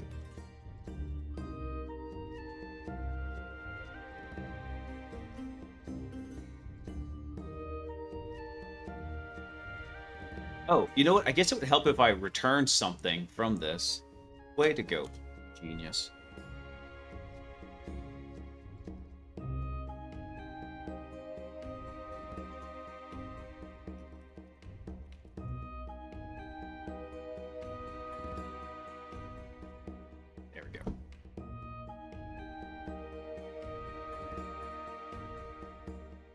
Now let's try that.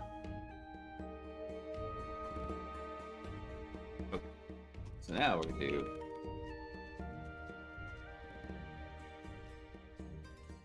Perfect. So now what happens is basically we can drop. We can close this out. So we have our agents put in here, right? Over in the prompt. And what it's going to do is it's basically going to drop that right in there and make it nice and pretty. So what we can do is we can just use that agent get prompt data here. Except, what do we call this? I think we call it SP.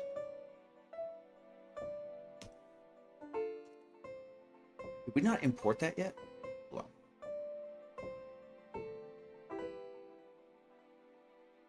there's no typo. No typo. Those are fine. Everything is fine.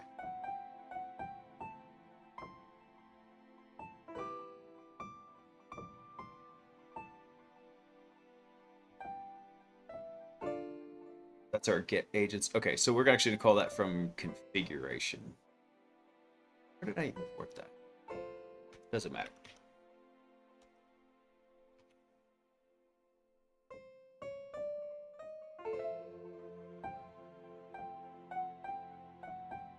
I gotta remember where I imported this from. Import config. Configuration, and then that's going to be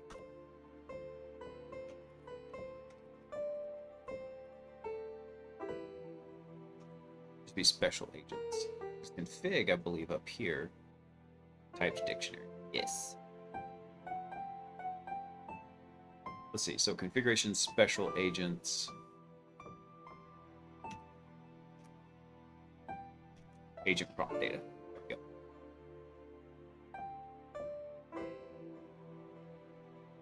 Oh, you know what? I take that back.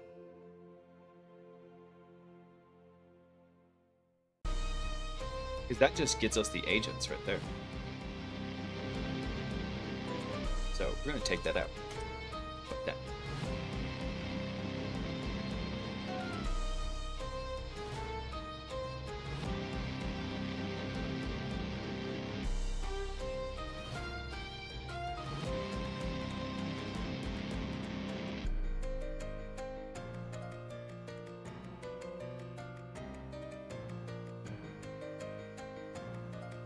This is going to be our special agent loader. There.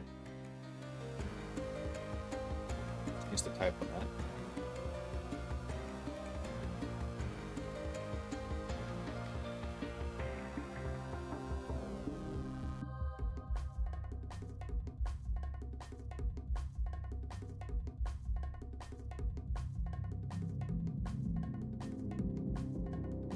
Trying to make sure I got all the typing in here correctly. I think so. I think that's all good. Sweet.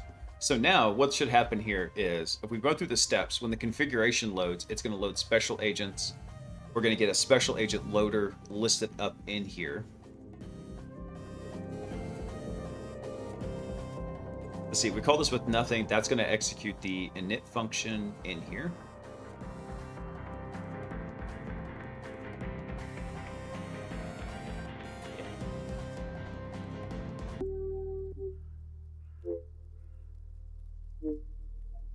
In fact, let's go ahead and bust this out real quick.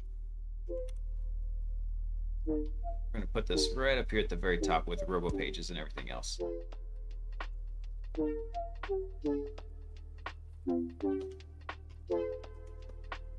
Just like that.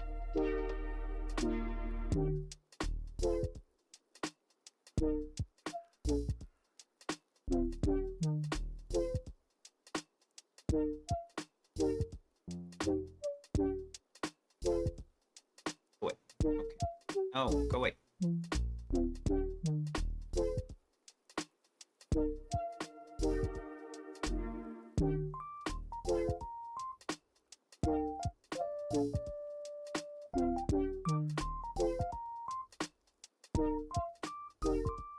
Oh, that's why it's erroring out there. Because we actually need to go fix this function first. Okay. Not in the step processor, but up here in the...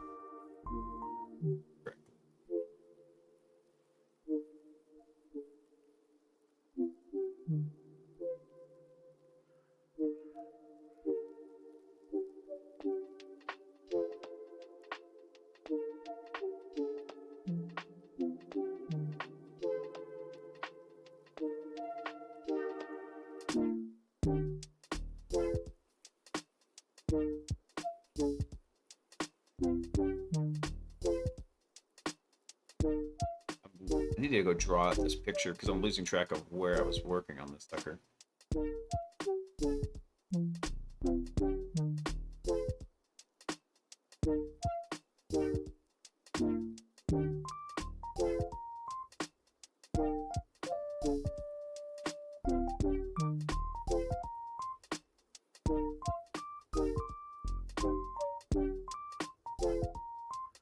It was the exploit step router. So what the section we're actually working on is up here in the step processor.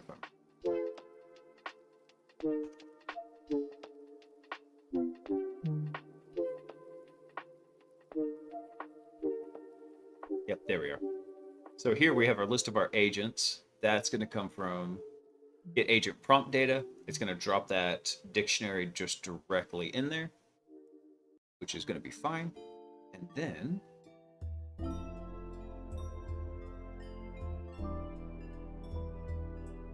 I want to run this again real quick. Actually, I take this back. So what's going to happen here is we do need to make a new tool to get added onto this. This is going to be in here.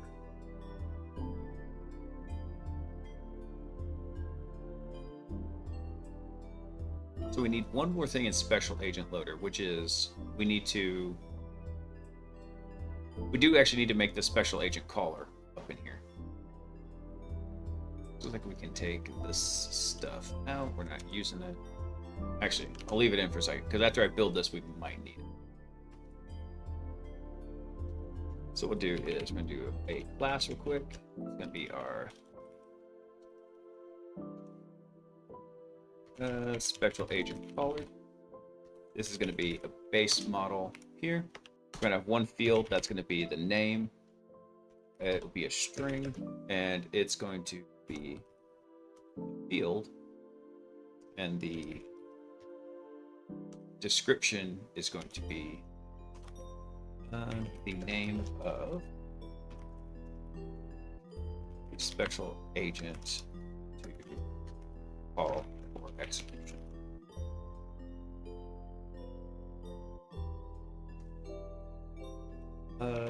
For handling tasks. We'll do that. There. We're going to call it like that. That's the name of the special agent that we're going to call for handling the task. So now,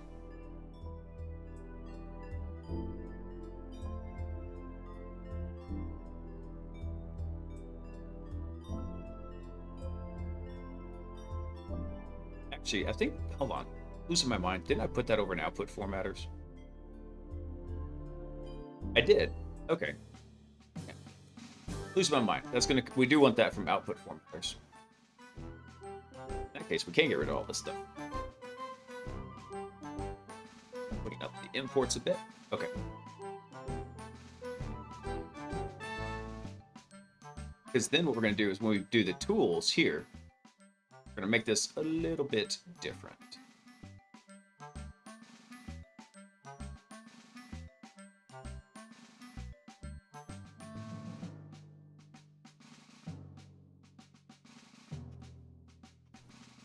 And then we're going to end a special agent caller.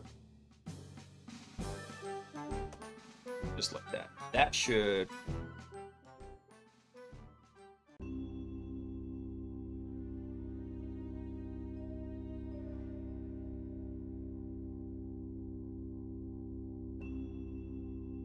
it should still be fine. For our list of tools, that should be no problem.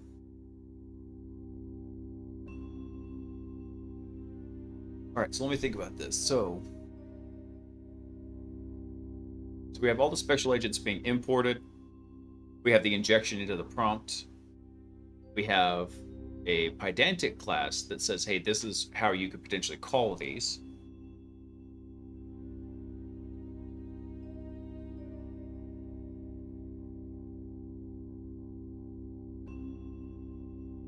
And so this was in our exploit step planner. Take that back. This was in our exploit step processor. The planner plans out all the steps, and then the step processor's job is to actually handle each of those steps. So once we have the exploit step processor, pretty good. And then we need to exploit agent router. So what this is going to do is we're going to take this data and we're going to look at it and we're going to see what the tool call is. If the tool call, it basically is not special agent caller, then what we're going to do is we're going to pass it to the tool node. If it is special agent caller, then we're going to pass it to whatever the next one is. So for now, I'm going to throw a pass in here. I'm going to make one more thing real fast, which is, what's the name of that other one? Our special agent node. That's it.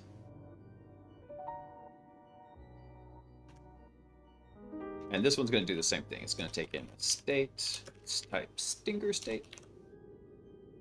Like so. I'm going to throw a pass in there real fast just to get it up and running. So what should happen here is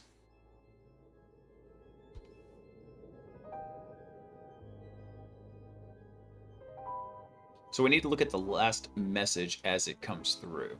See if it's a tool call. I gotta remember how exactly to... I believe we did that in the recon agent. Actually, I know where to check. Let's go look at something real quick.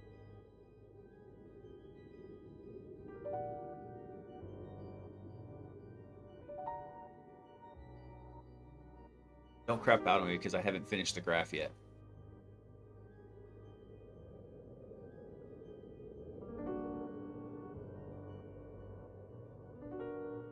Come on. Load. Load, damn you.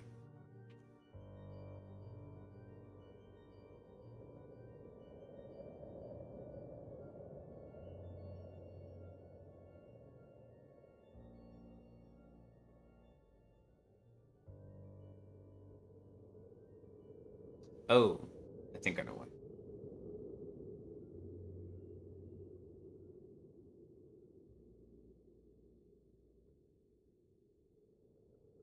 Because it doesn't like how we're doing this any.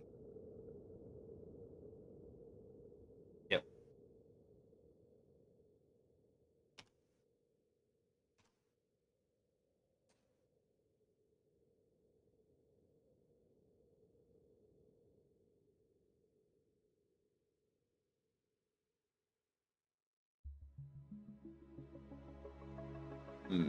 That's going to be a little bit tricky. And that's fine actually leaving RB tools like that because RB tools is going to be coming through slightly different.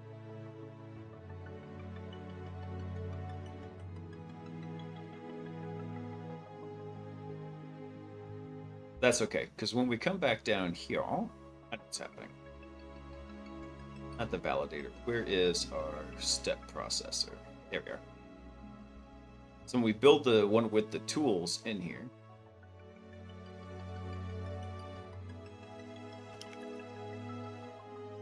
what we're going to do is we're going to actually throw this in right here.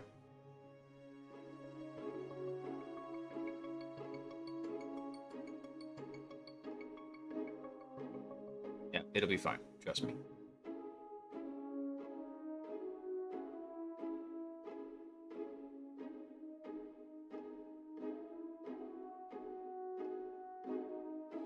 All right, so now let me see if it's going to complain about that. I think so. There we go. All right, I got to remember something.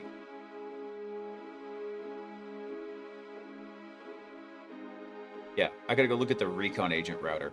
Because the recon agent router can either send it directly to the validator to bypass and see if we already have the information to solve the task, or it can send it over to the tool node to say, hey, by the way, we actually need to go run a tool for this.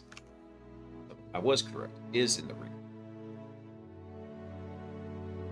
Oh, recon agent, where are you? Yep. Recon agent router. Here we go.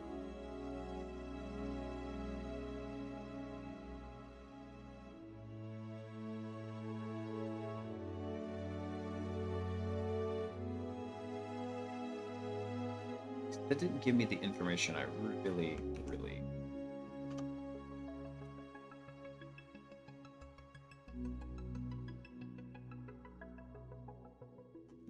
we're going to get the last message out of this because that's going to have the tool call.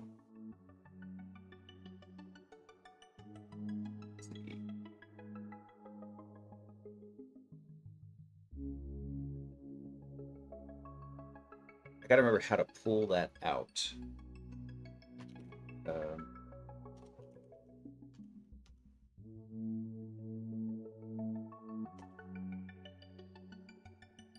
Last message, tool calls. Yeah, because I don't remember what it is.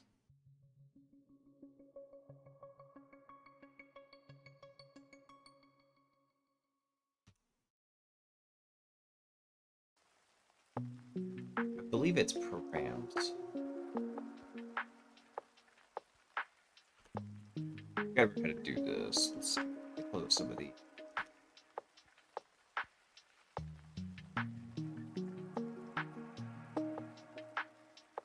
Let's see. Plain chain tool call message.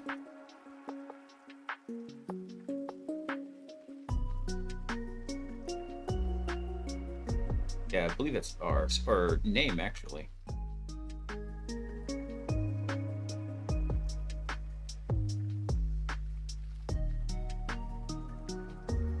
I believe it's like this.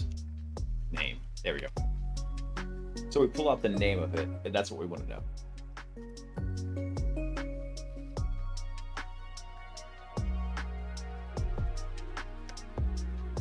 We're going to check the tool name. We're going to say if name is special agent caller. Then what we're going to do is we're going to return a different string. Else, what we're going to do is we're going to return, what's the tool called? The tool node called?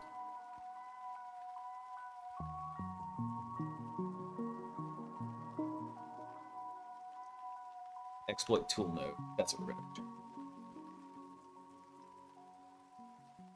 So what we're doing is returning the name of the next node that it's going to go to. Say exploit.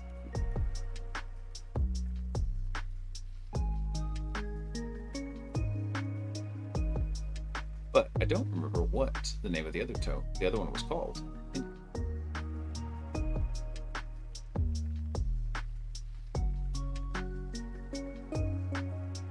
The special agent node. That's what we.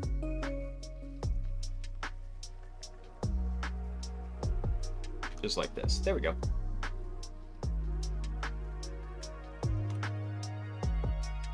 That should be good right there. So real simple, what it's going to do is it's going to pull out that last message. It's going to check the tool name. So that's going to come from the last message. In fact, we can kind of just decompose this a bit here.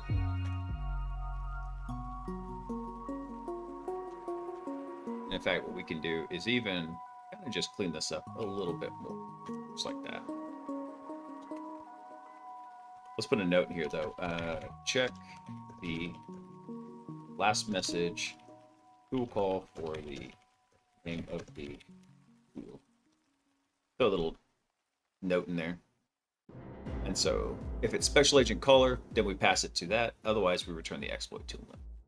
Perfect. Okay.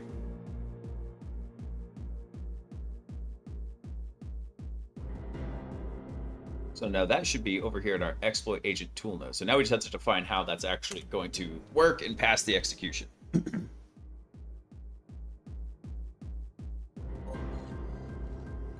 me think about this one real quick. Now I got to pull up the browser agent again.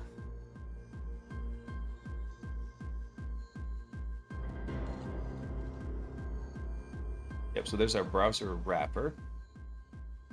Actually, what we should be able to do is pull this from SP. So what we're going to call this is, because we have our graph in there, right? So we can directly call the graph for that and then kind of return this data back out. So what do we want to stick? So we got to find a place to stick this in the state table as it happens.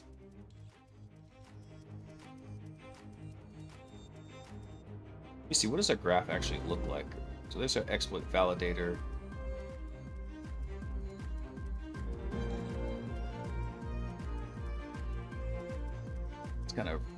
move all this stuff around a wee bit.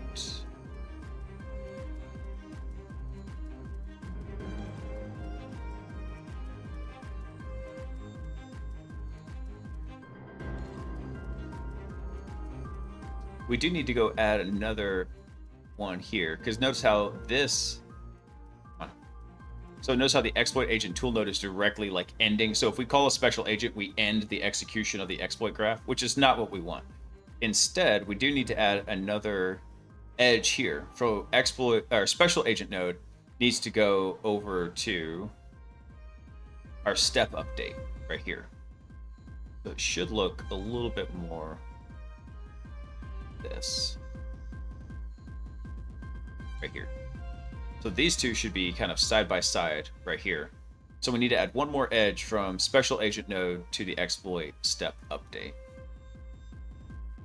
Yep, because we don't want it to go down to the end node. That ends the execution of the workflow. So special agent node needs to go to exploit step update. So let's go fix that real quick. And then we'll work on building out the execution.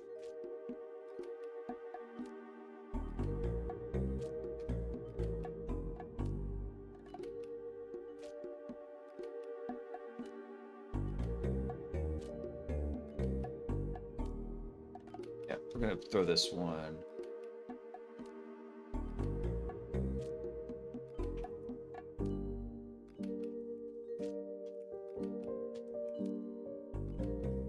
There we go. And then what we'll do is this guy, drop it right here. I'm structuring it like this because these are kind of like side by side work nodes, right? This should emit in just a second here. See an update. Oh, that's ugly. But you do see them kind of working in tandem right here. So all these get kind of funky over in this area. Those aren't important. This is the important part right here. Ugly as this is. We go to the step processor. We do have two paths over here. They both go to the exploit step updater. And then they go to the reviser. And the reviser then decides, okay, yeah, we're done. We can pass it up to the exploit agent to double check, or we can come over to the step processor here. So we do at least have this kind of like bifurcated graph that's happening right here. Cool. Excellent.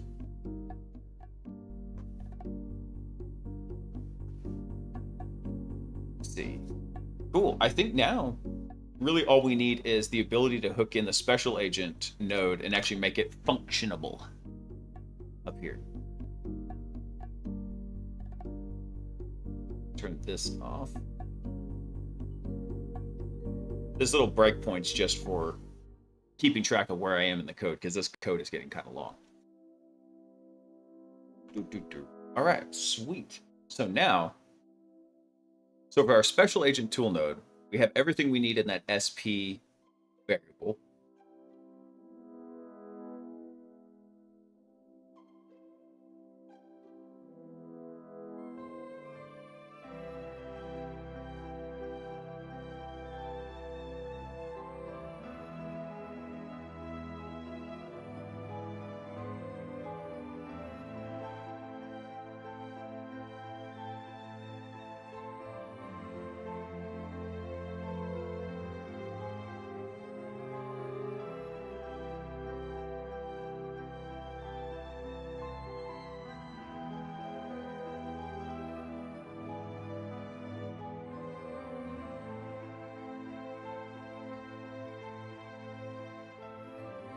I gotta remember what we're taking in for this guy.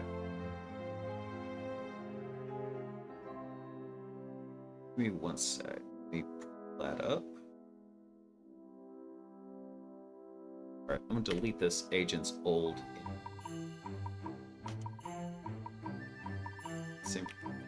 What did I have in temp? I don't need that anymore. Let me clean this up a wee bit.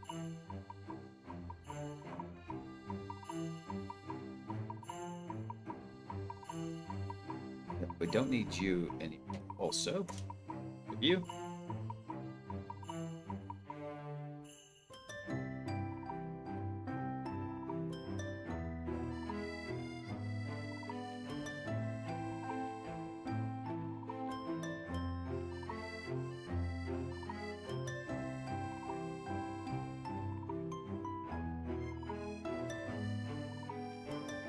Let's double check something. There's our browser wrapper.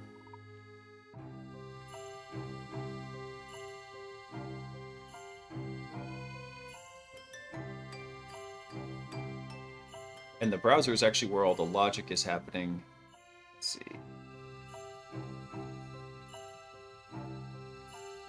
There's our persistent browser agent. That's our simulate graph execution.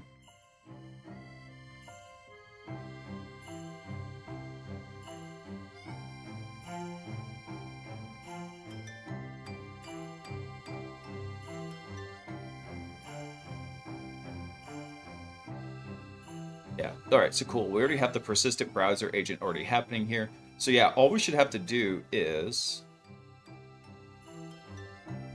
browser wrapper.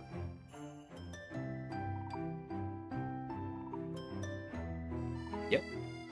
The browser wrapper, we already kind of configured it to take in the stinger state and handle it and do everything for the actual graph. We should be good then, I think. They'll literally just call the workflow and pass in the state.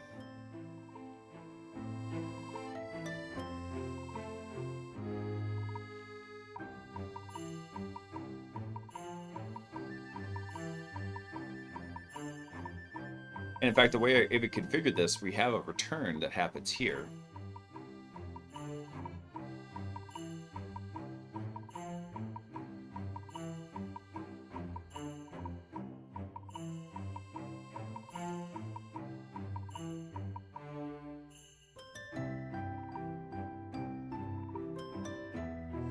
Just trying to think through the entire execution real fast. Oh. All my rib meat. All my rib meat right here hurts.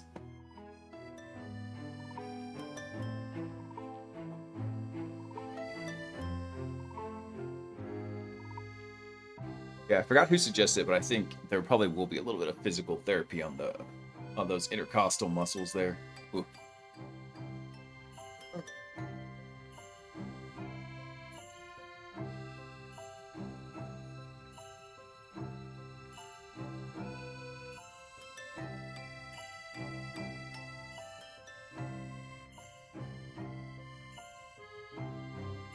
What we need to do is we need to go get our special agent object and pass the execution over to it. So that's going to be sp dot agents, right?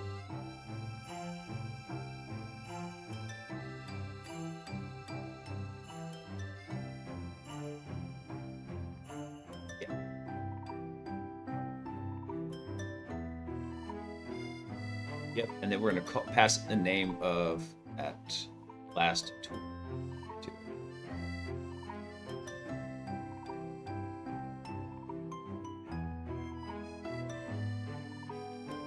Here's our exploit agent. So what we'll do here is we're going to do the same thing we just did. I'm going to get the name of this. We're going to say is make this real clear. Agent to call is going to be this guy right here. And then what we're going to do is we're going to do sp dot agents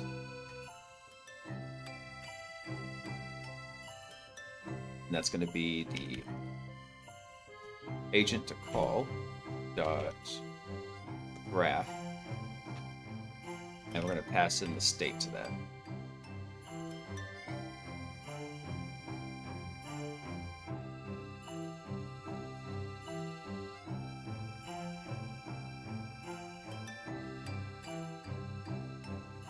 Take that back. That's not what we're going to do. I think it's going to be graph invoke.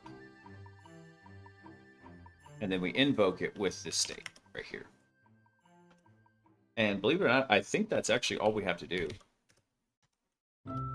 is return that.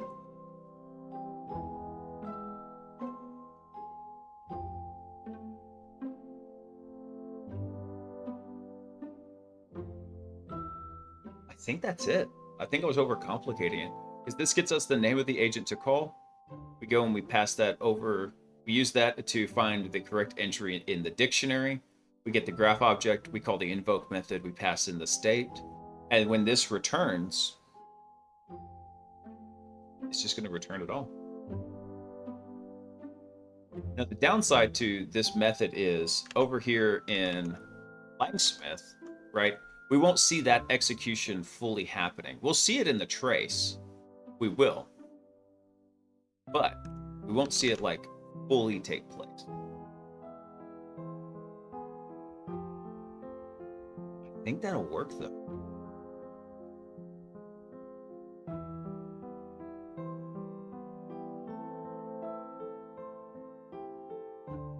I don't know why it completely like hates some of these expecteds. I don't get it. But I think that's it.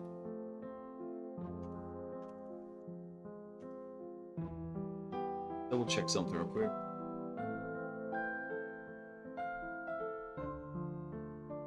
All right, I guess let's give it a shot. Let's see what happens.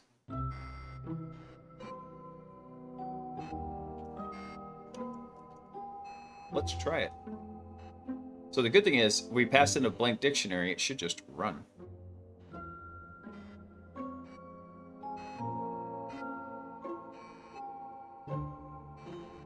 Let's see, looks like all the data populated correctly after loading the pickle.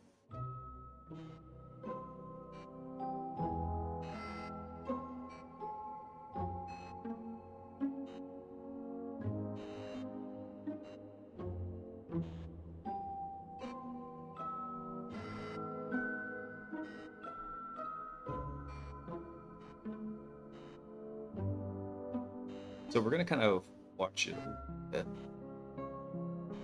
And it did not like that.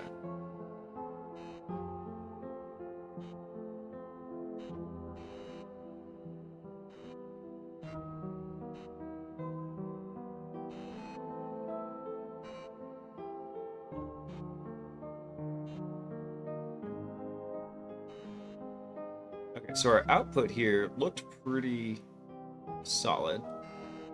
And then for the step planner, what did we get?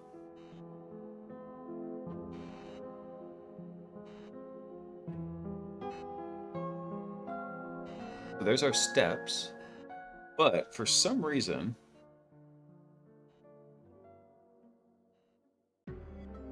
after the exploit step planner, it just stopped. Or why? Oh, continue. That's why. Alright, it didn't like that. Let me turn off this interrupt here. Can you? Shit. What's the error we're getting here?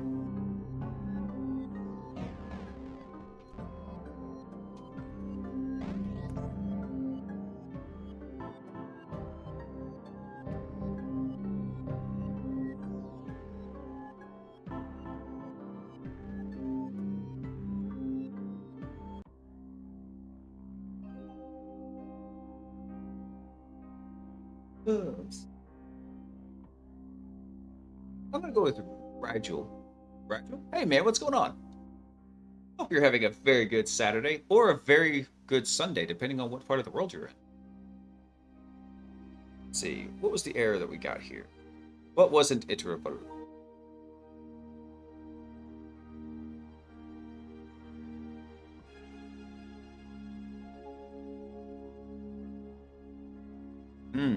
So it didn't like when we appended the special agent caller type.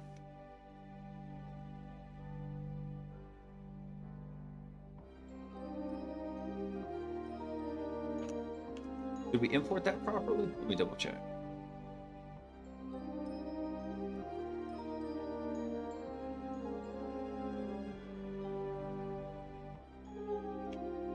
Let's see. Did it say where this was?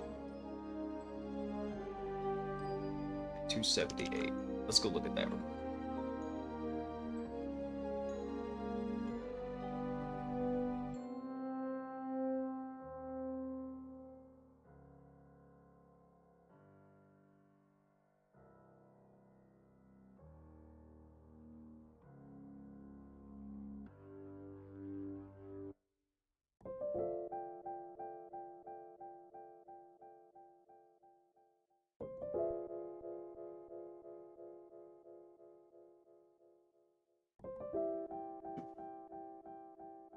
Talk about different parts of the planet and time. I know, dude. Time zones are weird. They're like VPNs, but for time.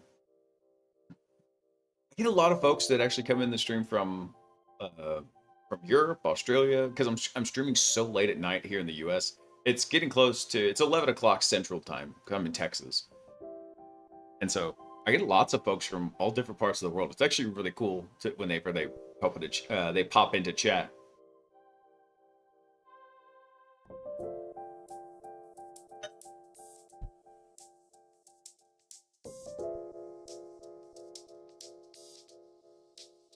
Got the India ghost hopping in. What's up, brother? Yeah, I get a lot of folks coming in from India. I used to actually work with a team of guys in. Some of them were in Bangladesh, and I don't remember where the other team was. Like, the team was kind of split geographically. And they kept begging me to come visit them, but the company would never pay for it. Like, I would like to come visit y'all guys, but if the company's not footing the bill, I can't make it. This was probably about, let me think. It's probably about 8 or 9 years ago. I've been in penetration testing for 7 years. 7.5 years. So yeah, this was probably closer to like 9 years ago.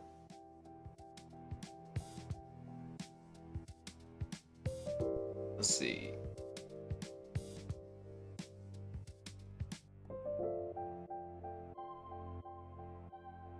Double check something.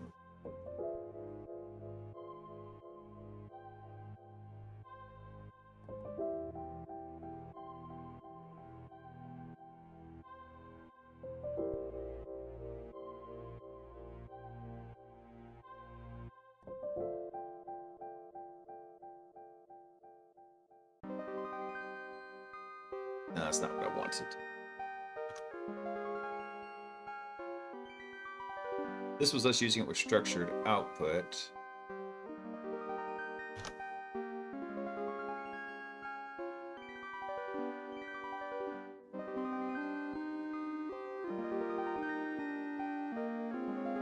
See if I can find it here. One of these, I had the example where I was using the tool trick right here. Ah, I think that's why. Yeah, found it with an exploit step, but we had to wrap it. Would have thought that would have appended it though. Hold on, let me double check something. Let's do a little test real fast. Let's see, because we have a list, I believe.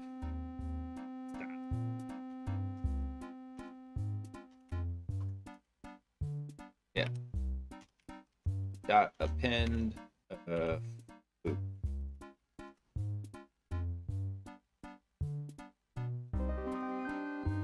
Oh, yep, I remember why. So when you run the append operation on a list, which is what we did, it doesn't return anything. See that? And so what did I do here? So come down to 278, which is where the error is being thrown.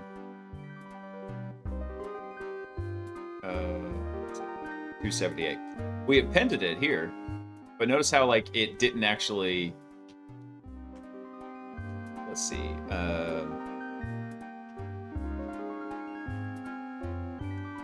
What it didn't do though is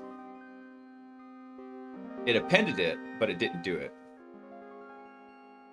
Oh, it doesn't return anything.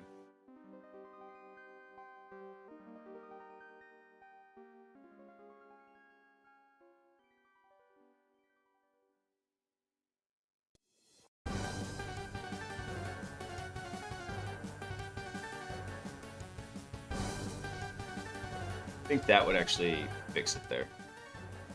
It's still going to complain about the type because it's expecting RB tools to be a list of just a RoboPages tool class, but it should work.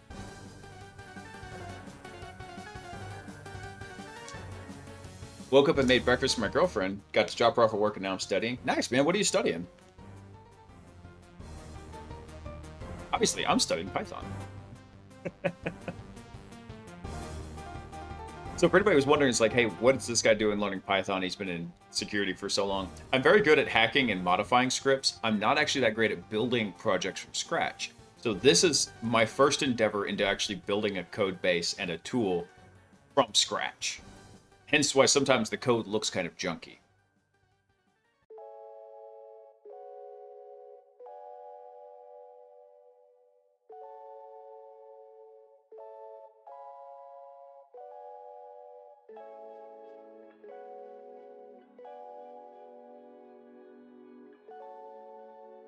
Let me try something fast, actually.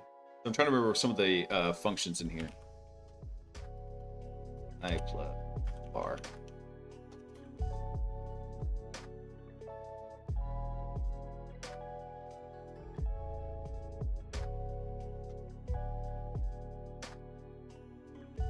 Didn't do that. Didn't like that.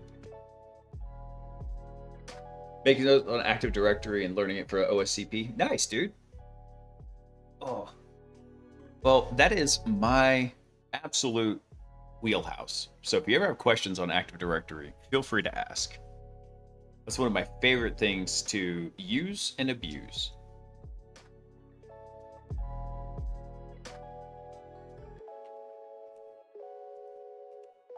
Okay, hold on.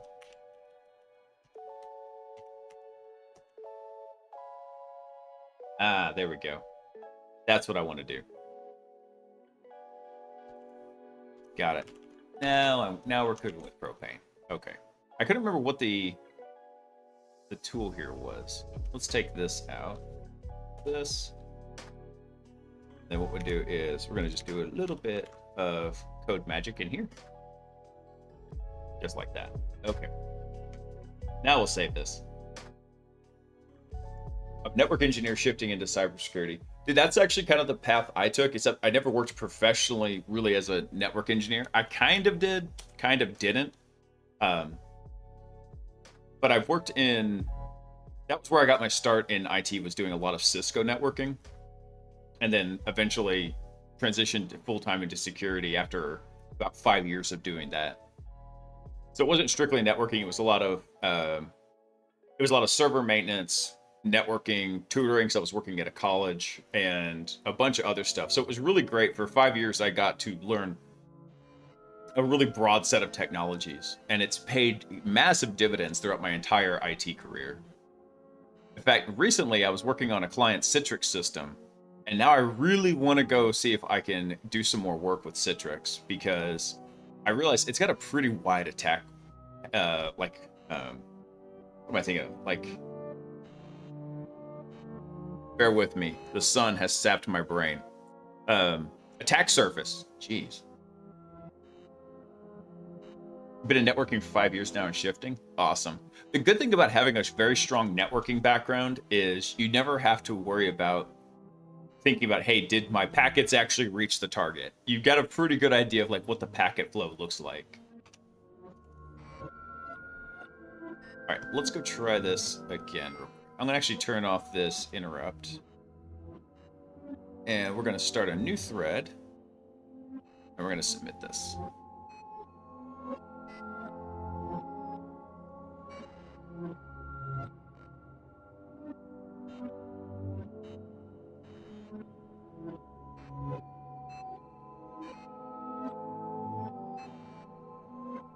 All right, we hit an error with this one. Let's see, what was the error that we hit here?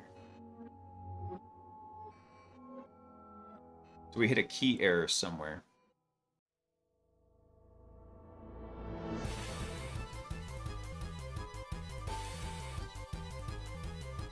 Key error exploit tool node? Like, what happened?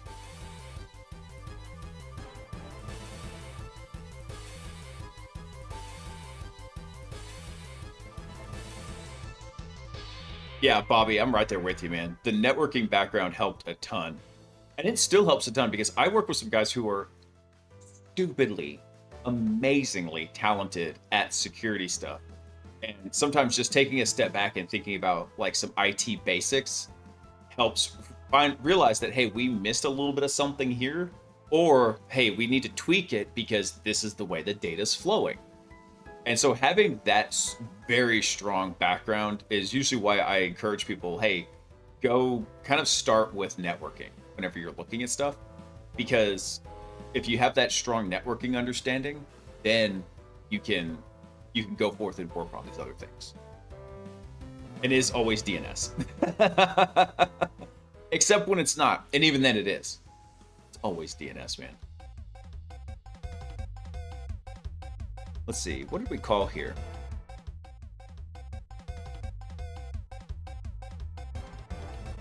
Okay, so for some reason we called the get PHP web shell dice code. That went to the exploit agent router. And exploit agent router, for some reason, just went kapooey. Wait, hold on. Should we... Let me double check the graph real quick here.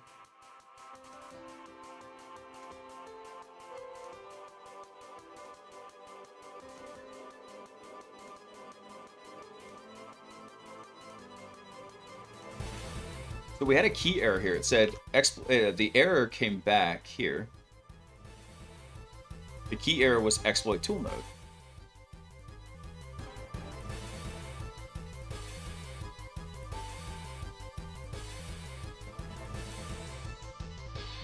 Which that should have worked just fine.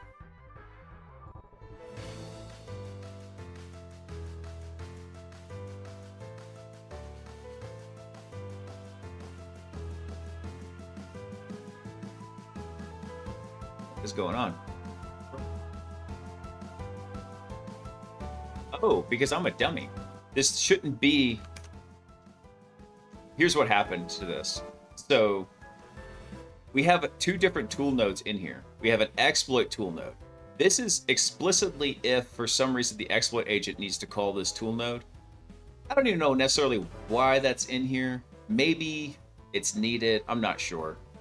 We're going to clean this graph up a bit, but this is very distinct from the step tool node. So the router function returned the wrong name. This should be the exploit step tool node. That's what this should be. Okay, let's save that and then we'll go run it again. Dude, and actually understanding all the intricacies of DNS, especially when it comes to Active Directory and doing a few of the slightly more advanced attacks or attacking methods becomes super handy, because when you're dealing with stuff like Kerberos, you've got to be able to use DNS. So sometimes you've got to tunnel your DNS into the client's target environment whenever you're working on those things. So I'll tell you, there's actually a really cool tool I use when I'm doing assessments. It's called Yoga DNS. Right here. So Yoga DNS, what you can do is if you get yourself a proxy into the client environment, so you've got yourself a shell, you're proxying traffic through it, what you could do is you could proxy your DNS traffic over that SSH or over that proxy into the client's environment directly to their DNS servers. And then you can use that to resolve all the host names for that network instead of having to add them to a host list on your machine. Super, super handy. And so this is a Windows machine. I usually use it in conjunction with another tool called Proxifier. This one. So use Proxifier to kind of manage the proxying of the traffic from your Windows machine. And then you use something like Yoga DNS to forward your DNS resolutions over to it. So those two together, they're awesome. That's where the money is. Let's see. Okay, got that fixed. Let's go try running this one more time.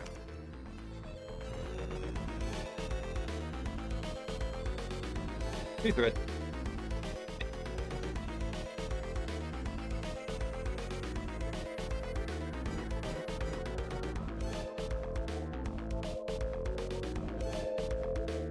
We're gonna have to go fix that tool though, because the DiceCo tool should actually return a path to it.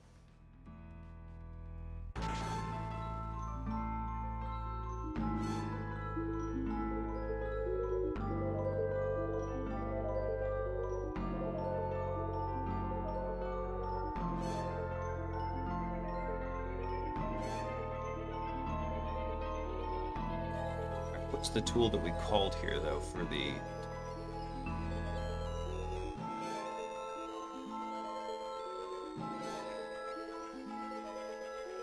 we called it HTTP GET for some reason. That's all right. I think if we go fix that tool, though, we might be close to this guy actually working. Oh. You know what I just realized?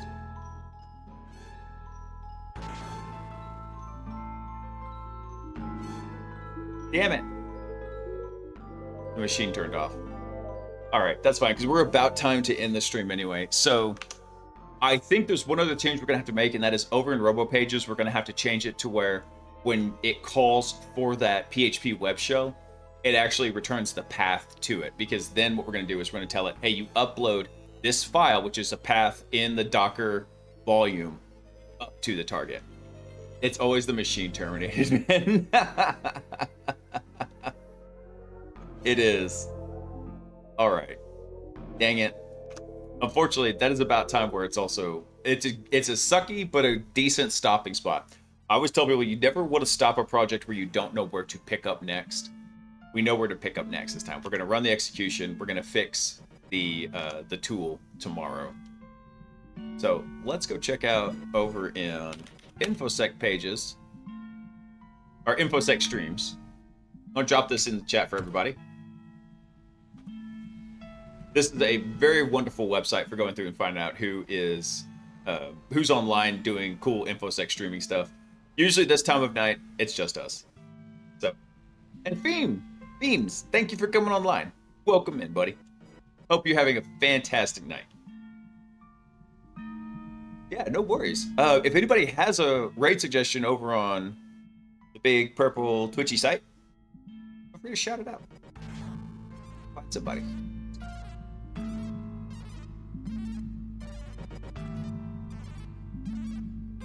My first cybersecurity class starts on Tuesday. I'm really hyped. Dude, get some. Just think about this. The way I always tell people is just think of security as unauthorized system administration. And it makes things a lot simpler. Because a lot of times whenever I'm doing things, yeah, I'm using some specialty tools to do it. But really, at the end of the day, you're just doing system administration maliciously.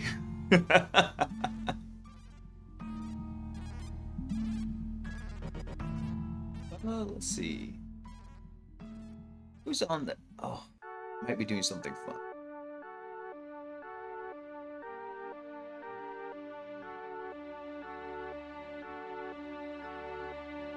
Studying for my CCNA, so far I'm very familiar with the networking concepts. Nice. I'm a bit still partial to the CCNA, even though I didn't really use it professionally. But just because of the foundational networking knowledge you get. That's what I love about it.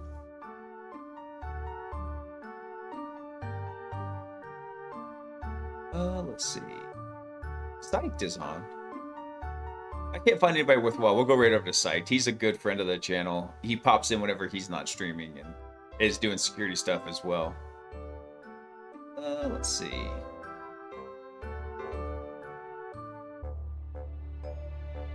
Yeah, I did the CCNP switching course, but I never got to do the routing or the troubleshoot. And funny enough, I did the CCNP switch because I was doing voice over IP stuff also. And so the two went very well together. That was a good combination to take.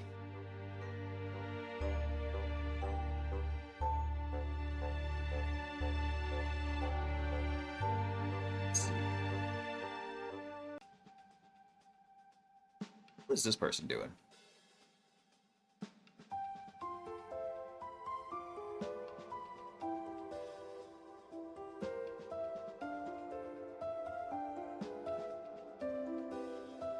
What they do in circuitry design.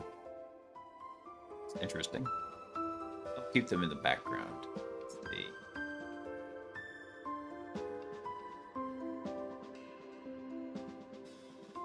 Don't start with Arch. No, if you've never messed with Linux, Ubuntu really is a nice, friendly way to get started.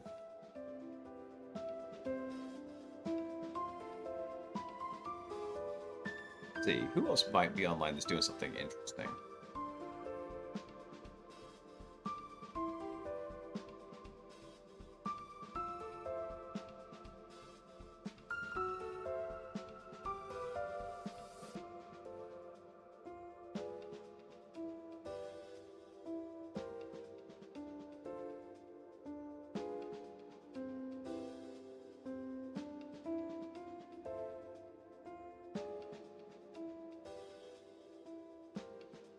used to be a big gamer, so I used to convince. Oh, dang it.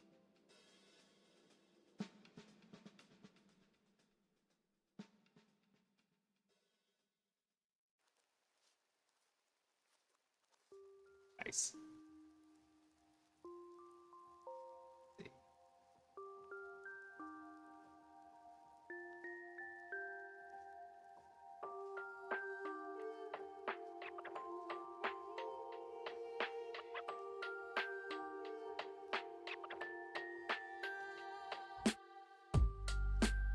Who's over in science and tech? Let's go check over there real quick.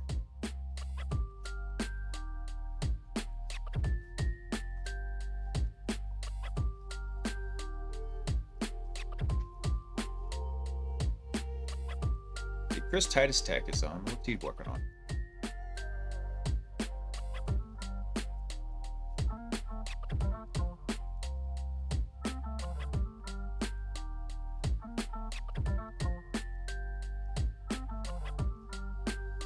Actually, yeah, he's doing some fun stuff. We'll go right over to him. All right, guys. Unfortunately, that's where we've got to wrap it up tonight. I think we've almost got the special agent loader running, though, and then that will be sweet. We'll have to go make a little bit of a modification to the tooling tomorrow night, but it's working. It's working so good. Can't wait. Everyone, y'all have a fantastic Sunday tomorrow. If it's already Sunday, I hope you continue to have a really great Sunday. I will catch up with y'all tomorrow night. We'll wrap this guy up. Maybe if we can get it done quickly, we'll go play a couple games with Salty, do a little bit of Helldivers, because I haven't got to hang out with him at one time. He's a fantastic guy. Everyone, y'all have a fantastic night. I really appreciate y'all being patient with me starting the stream late, because spending time with family, it is super important. You guys have a fantastic rest of your night. I'm trying to think of anything else to say. Oh, wait, I forgot. Super important. I want y'all to remember that I love you. Peace.